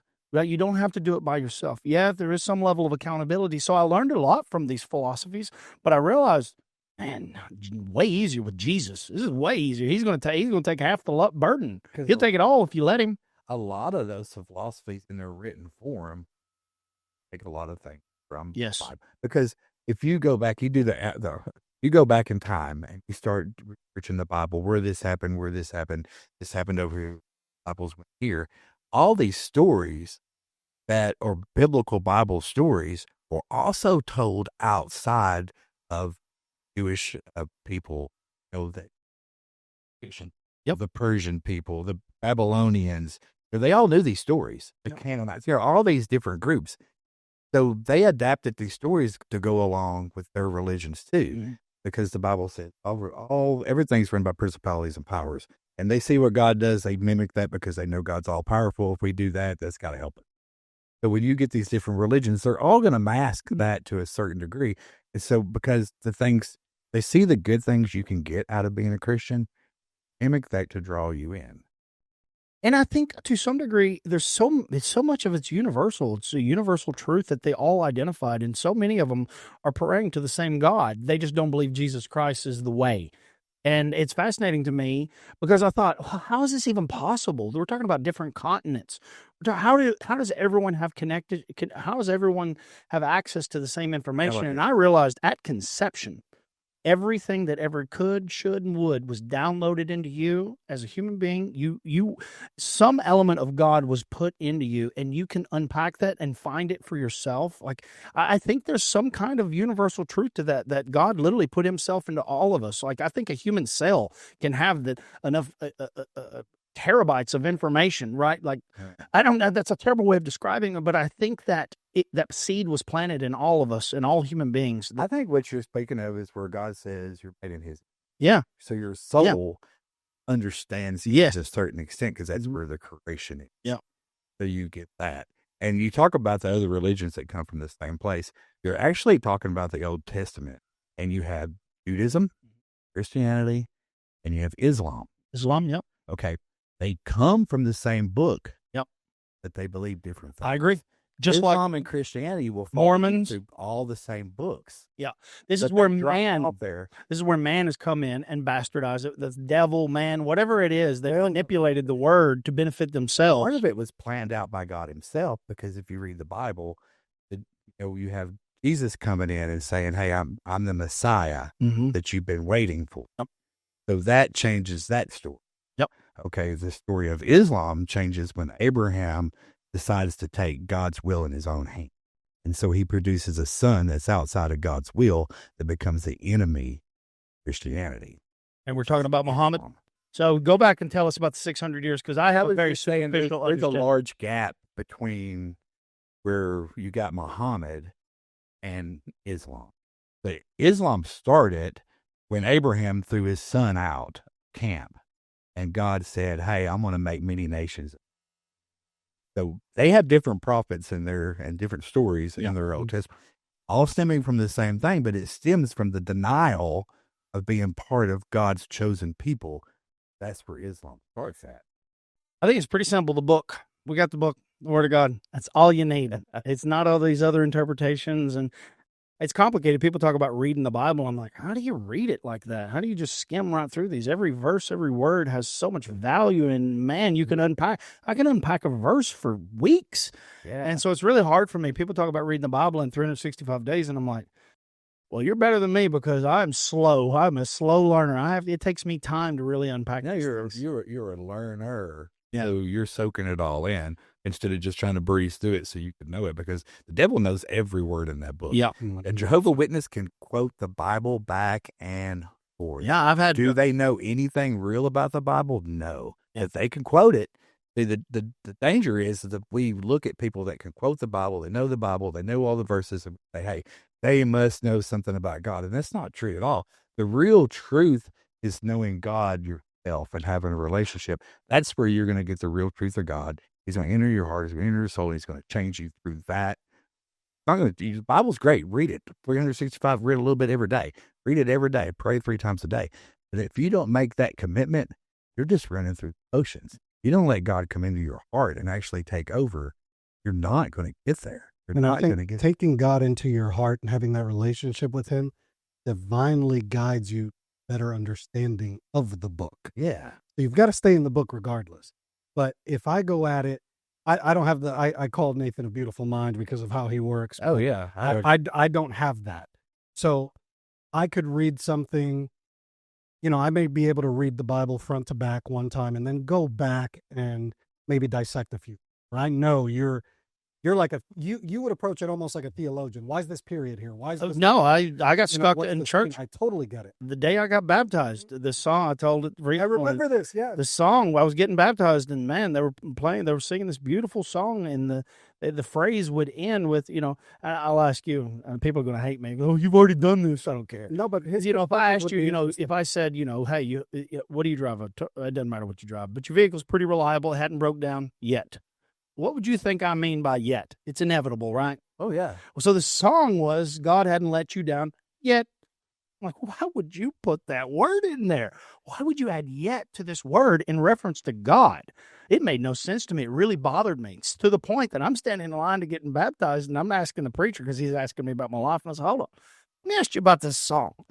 But it's bothered me because that's the way my mind works. I can't let something go until I can completely come to a conclusion that makes sense. And, people used to be stressed out with me, especially when it comes to religion. They would get so stressed with me, and they'd always say, if I'd question something, well, you just need faith. And I'm like, that seems That's weak. such a hollow statement. Yeah. Just let me pray about it. Yeah. If you ever tell me you're going to pray about it, I have no confidence in you no more. I want you to pray about it, but if that's your answer, just tell me you don't know. Yeah, that's okay. It's okay not to know. No, just I don't know. Well, the big old I respect. I don't know much more too. I homeschooled my kids to some degree. I started pulling them out of school, and that we were talking about bullies, and my kids, I have 3 sons. I was like, So there's an important part of going to school. People say socialize. And I thought, well, being bullied is a pretty good part of it. It'll toughen you up. It'll prepare you for life because life's going to smack you in the mouth.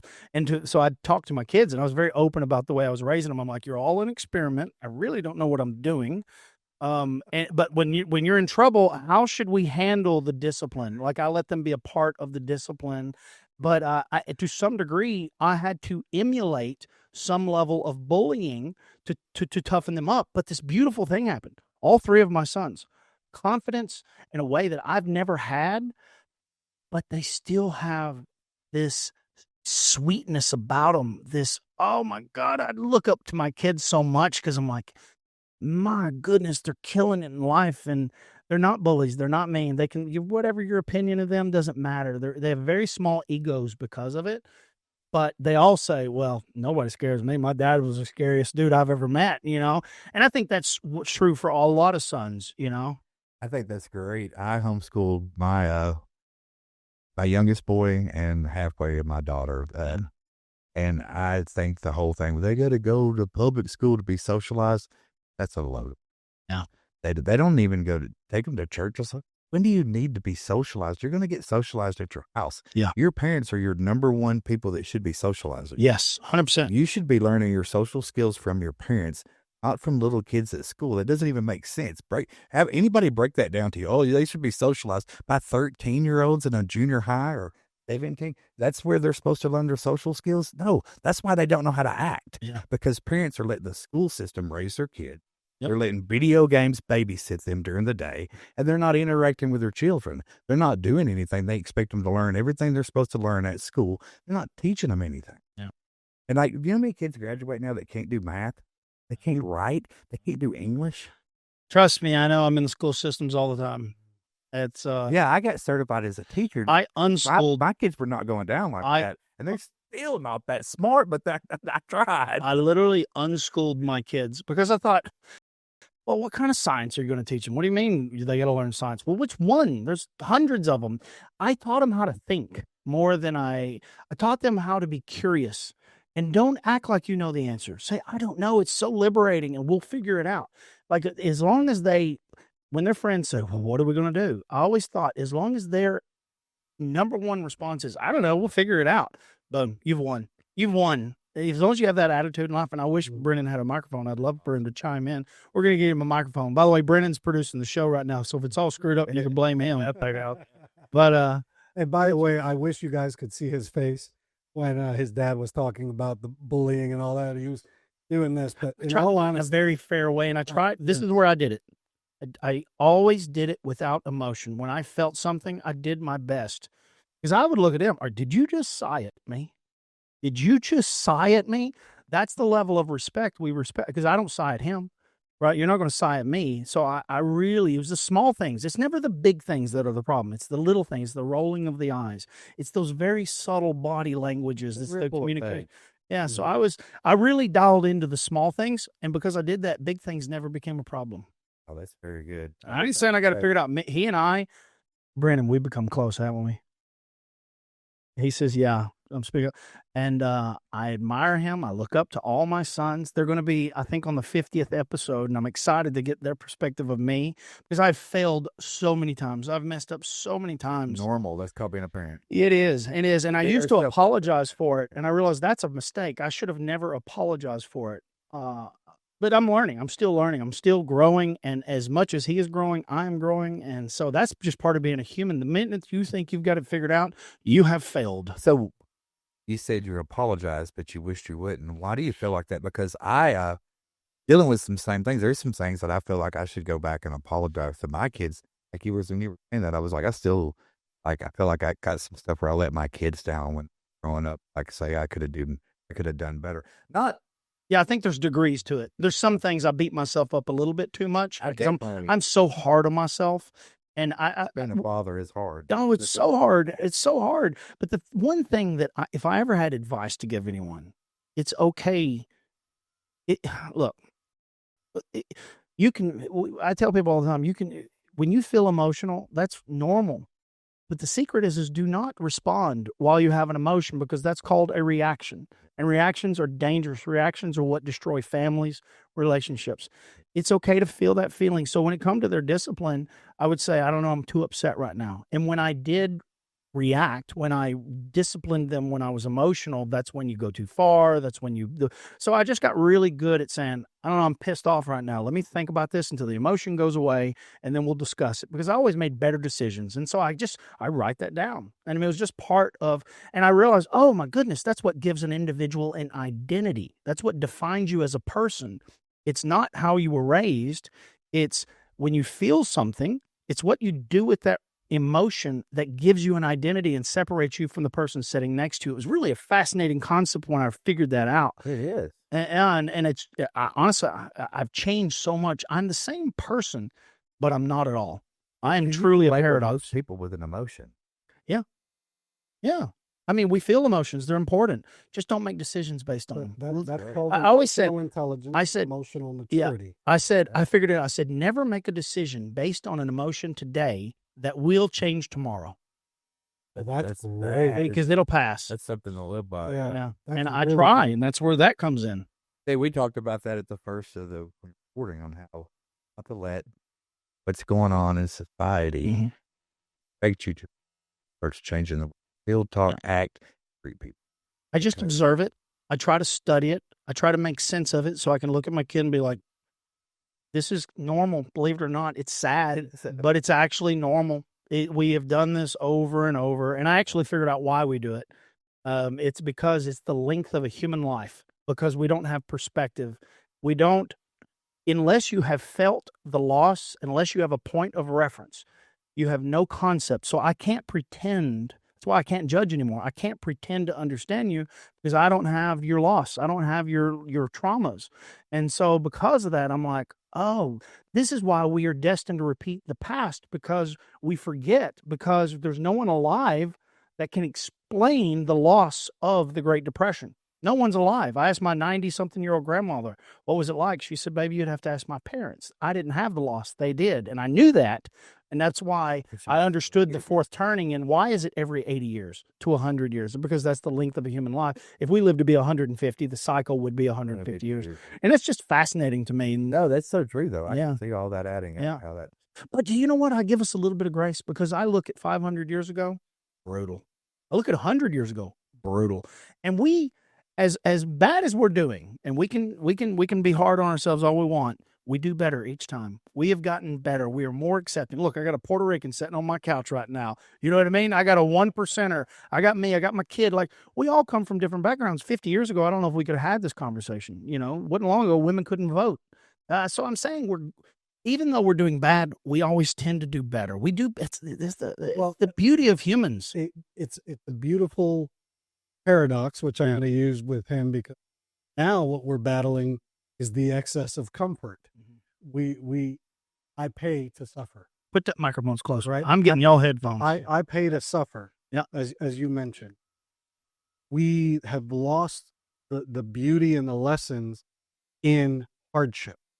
Do people still have hardships? Absolutely. Are hardships the same today as they were 50 years ago, 100 years ago? Not even close. There are so many aids. There are so many, if you want to survive, where there's a will, there's a way, right? And there's so many programs and things in place and people to help you.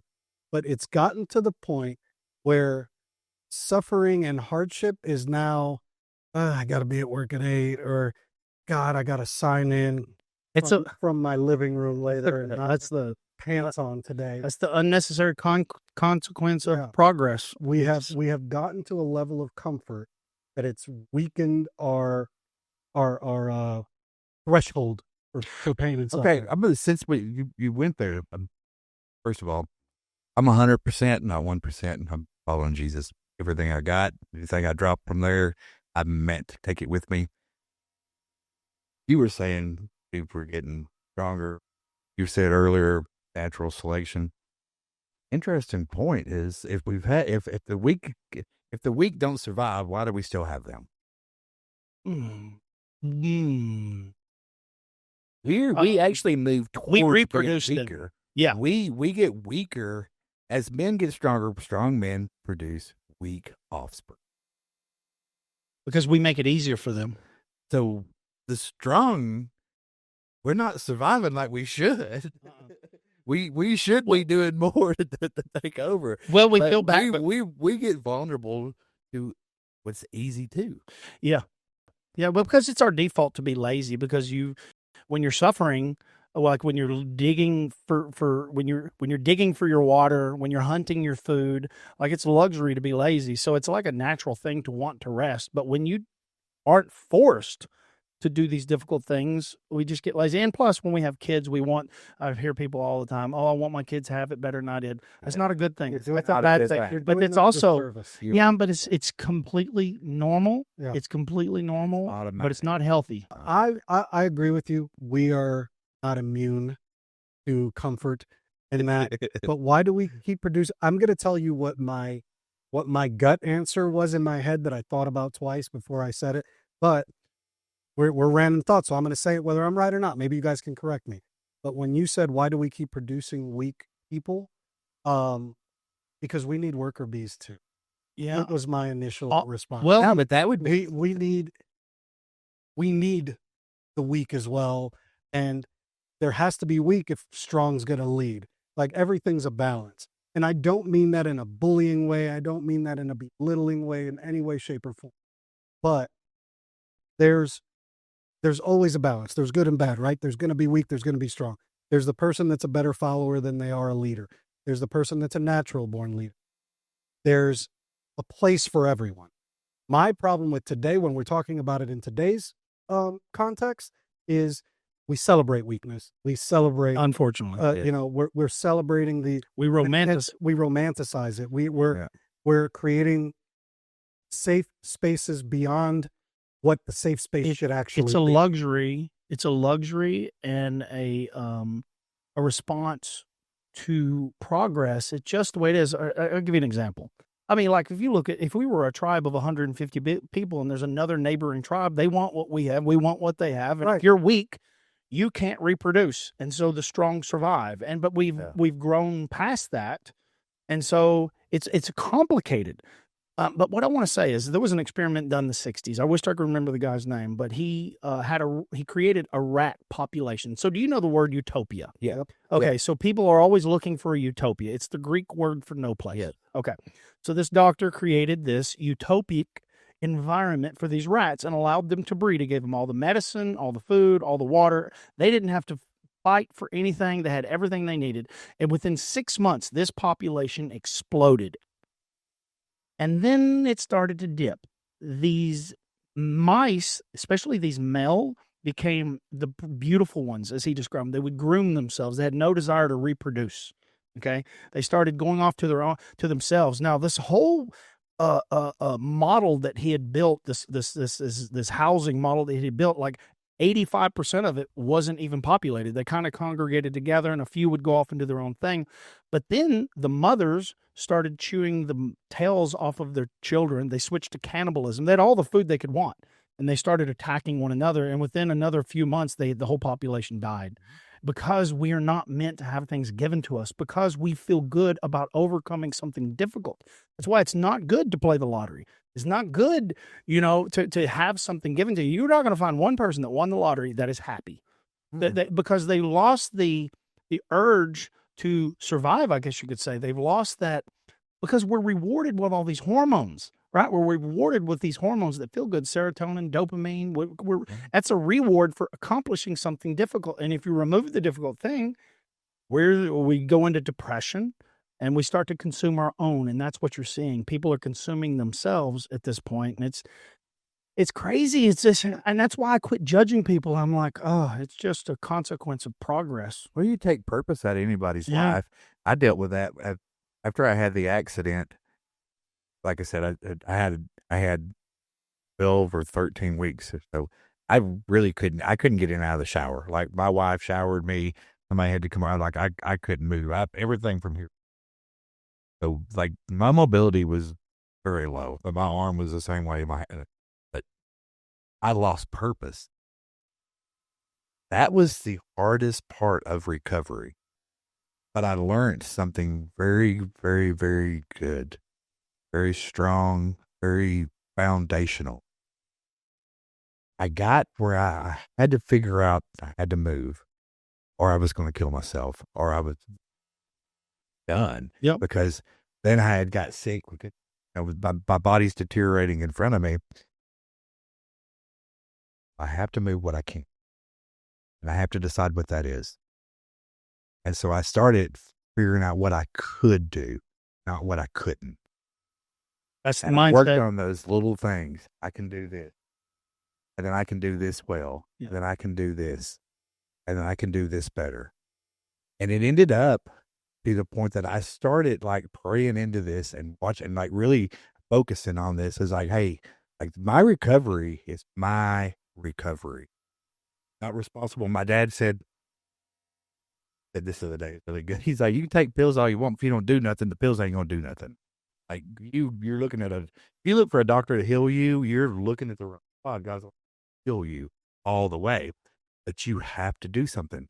Like God will move a mountain for you if you get a shovel. And it doesn't matter how beat up you are, how broke you are, how incapable you feel, what you had to start with, what you do with that. It's the little things. Like I said, I figured out that I could work this hand, but I couldn't work. Then I figured out I could work these fingers.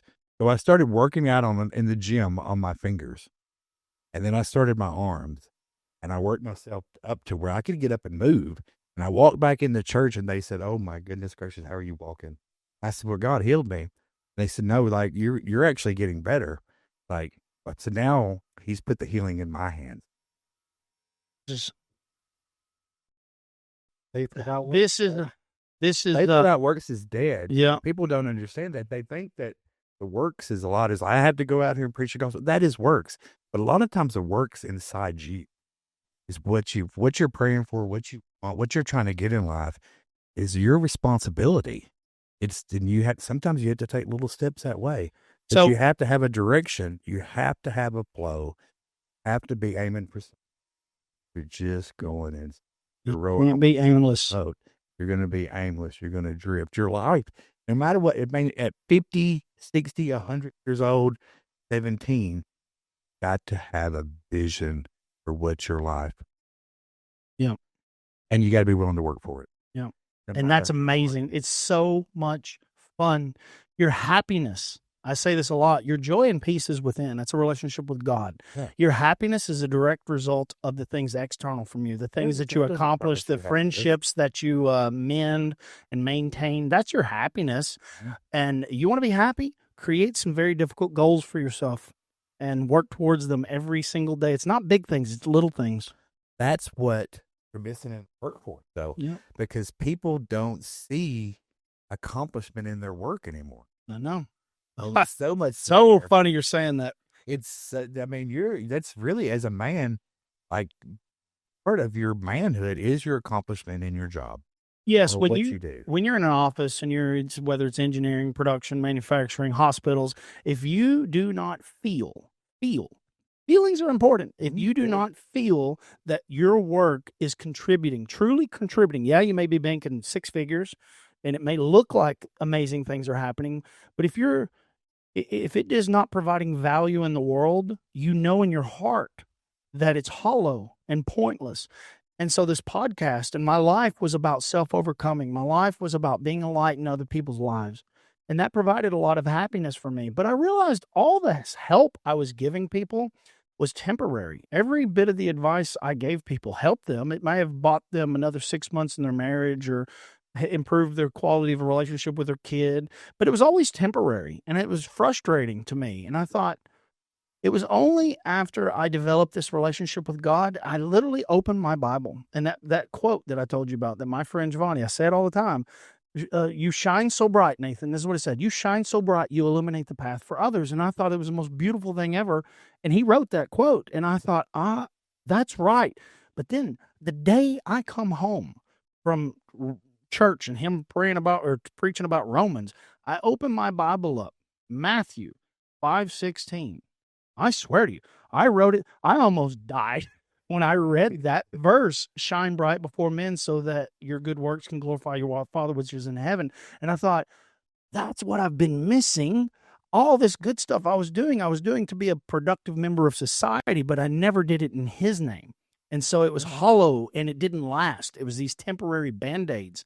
And I'm still unpacking it. I don't have it figured out, but I think if I can hold on to that and remember that everything I'm doing is to glorify him and not, that's why that's why I don't have any motivation behind this. I just want to share your story, my story, his story. And that's the purpose behind all of this. And so faith without works is dead. And these two things go well together. Faith without works is dead. And if the work you're doing isn't to glorify him, it's going to be hollow. You're going to feel meaningless. You're going to realize at some point, I told Joy the other day, I wanted to dig a hole just so I can stare at the hole and realize I did that. I can see that work, right? Because a lot of the work that I do, I'm looking back thinking, is it really making a difference? I'm questioning everything I do, which I think's okay. Yeah. It realigns me and it gets me back on track to what's important.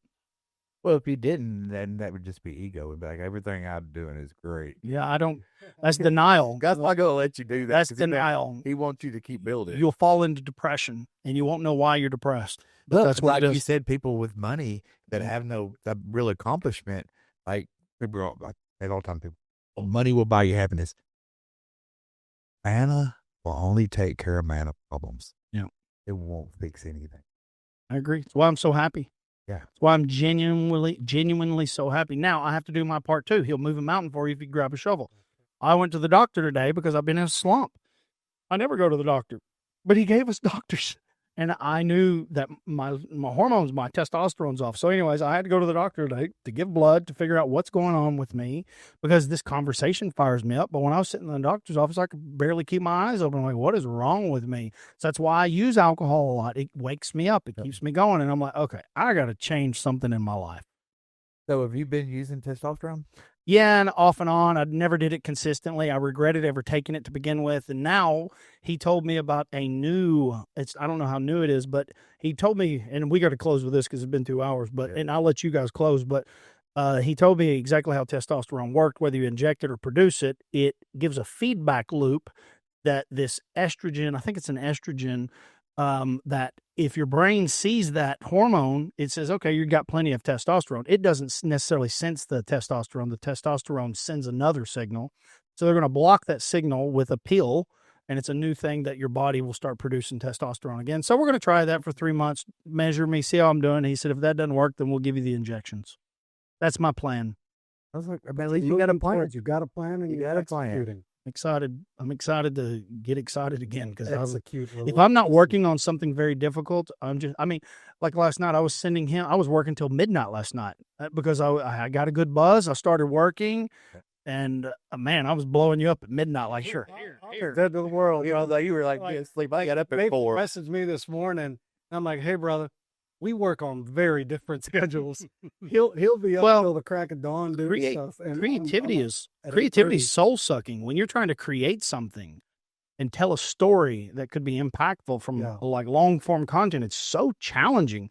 And so I'll be honest with the alcohol, I use it. It helps me, Can I tell you something real quick?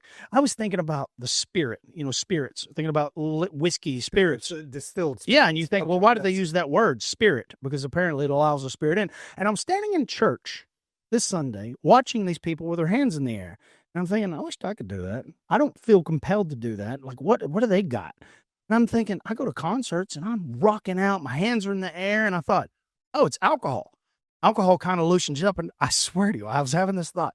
What would church be like with a buzz? I know it sounds terrible. I hope it's not a horrible thing to say, but I thought, wow, why did they use wine back in the day? I was just wondering. I was having that thought. I thought, could you build a stronger connection with God through wine, celebrating? And I thought, and I was thinking, I don't know if I can tell that. You know why? Because society has said that's taboo. Yeah. But is it? I don't know. I could not imagine. I had an uncle once that showed up to church and he was a bad alcoholic and they had this before church. I welcome every single person that drinks. If you want to come to church, you can sit right by me.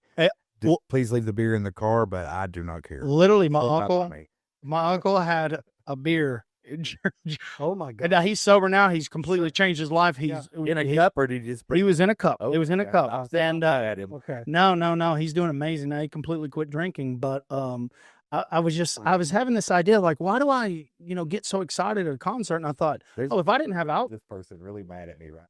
Really? Well, yeah, it's fine though. But I thought if I was at a concert without alcohol, I would not enjoy it. I would be bored. I would just kind of stand there. I don't kind of feel it. I don't feel the music as well. And that's the paradox between me and him, because I completely understand what you're saying, because that used to be It used to be me too. I've gone back to concerts that I barely remember. Yeah, you or talked about I've that. enjoyed drunk, right? That, or I remember through pictures, and I've gone back, and I guess it's just that I'm in a different place, man. Yeah. But I enjoyed it. I want to say more because I remember everything. I felt everything in church when your hairs stand up Mm-hmm. and you get that feeling. Now I feel a little awkward sometimes about that too. It took me a long time. Well, But- sometimes I feel it and I wouldn't but- even care. But sometimes it just hits and you do it and it just feels beautiful because there's nobody else there but you and Yeah. God. That's all it is. Yeah. But to go back to concerts, like I've literally repaid and re-gone to concerts that I was at drinking. Yeah. And I promise you, man, I can only speak for me, of course, but I enjoyed the heck out of it. Yeah, and I'm not trying to glorify alcohol. I'm just studying. I like to say these things out loud because it's going to be documented forever. His children will see what his grandfather went through. I'll be dead soon, is the way I look at it, and my offspring will be able to see what their grandfather, great grandfather, experienced and thought about and talked about it without shame, without embarrassment. I'm just trying to figure it out. I don't have it figured out. I'm trying to unpack this wonderful opportunity of life to the best of my ability, and I like to say things that are a little bit off and taboo, and like just see what people because you think. break that barrier. Well, because also people may reach out to me and say, "Dude, let me talk to you." You know what I mean? Give me some advice. I'm open to it. Yeah, Fine. 'cause like you said though, I drink, so I'm supposed to be ashamed. Don't remember reading that. Yeah. I really don't. I don't like that. All on him. I mean, I read through the Bible about alcohol, and there's a purpose for it to some degree. It's to help people get through very difficult times. You just shouldn't be a drunkard. Some of it's in translation, and that's the drunkard part is where and that's any. There was opium back then. Yep. There was. If you're THC back using then. it to suppress your responsibility, you have a problem. I use it to open me up to allow that creativity to flow. I use THC every single day for pain control. Mhm. I do not think that I would have mentally or physically been able to get through what I've been through the last couple of years. Moderation. That's the thing, right? Microdosing, moving. Mhm. I tell you, how I got up, my friends started mailing me gummies from all over the country. My biker friends they just said, hey, Try this.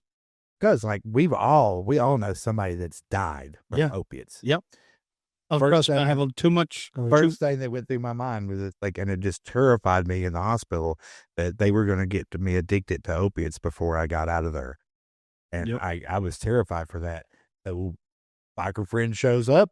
I start taking gummies in the trauma unit. Yeah. Good for you. Yeah, I told him, I was like, I am using THC, and I stayed on that all the way thing. Life changer. It did more for pain. It did more for getting me up. When I couldn't get out of the chair, I would do stevia.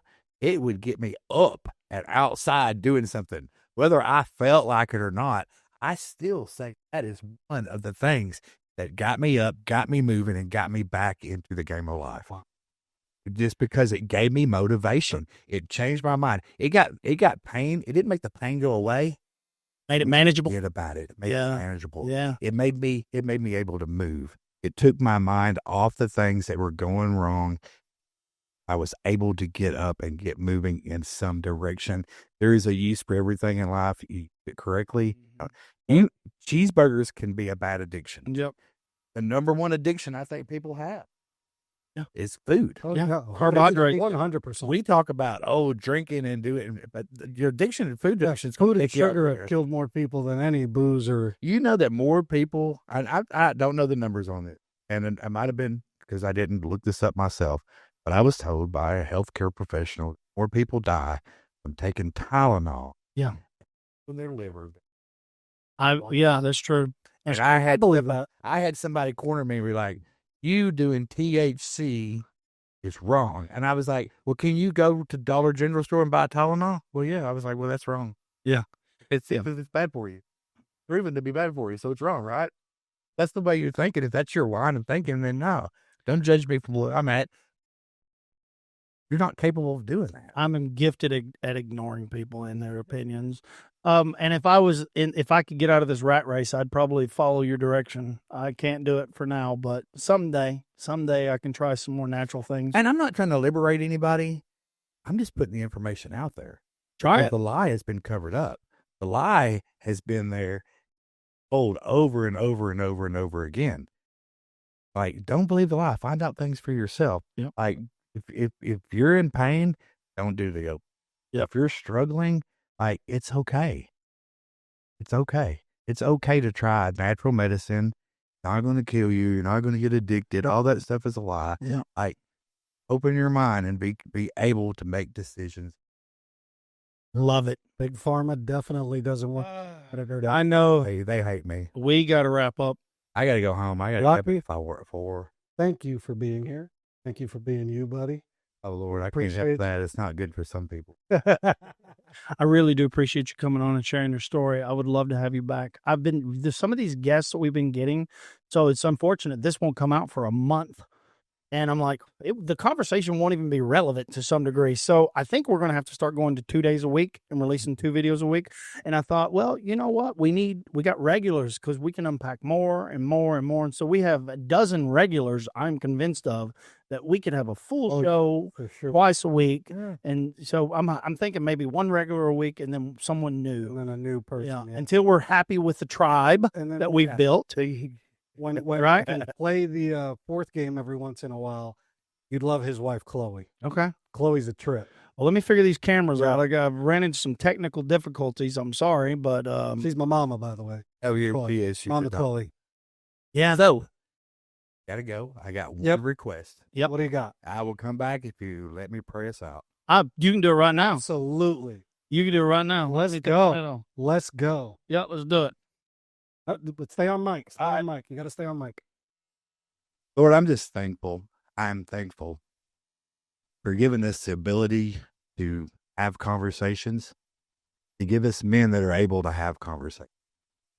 Lord, I'm thankful for you for open minds, open hearts, people that are willing to live their lives and put their lives down for your glory, Lord.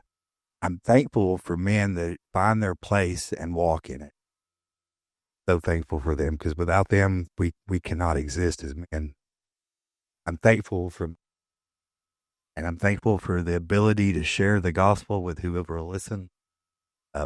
We love you and we're thankful in Jesus' name. Amen. Amen. Wow, thank you so much for that. Thanks, Rocky. Well, listen, I appreciate you. Until next time, so long, friends. Hi, kids. Rocky, that was awesome.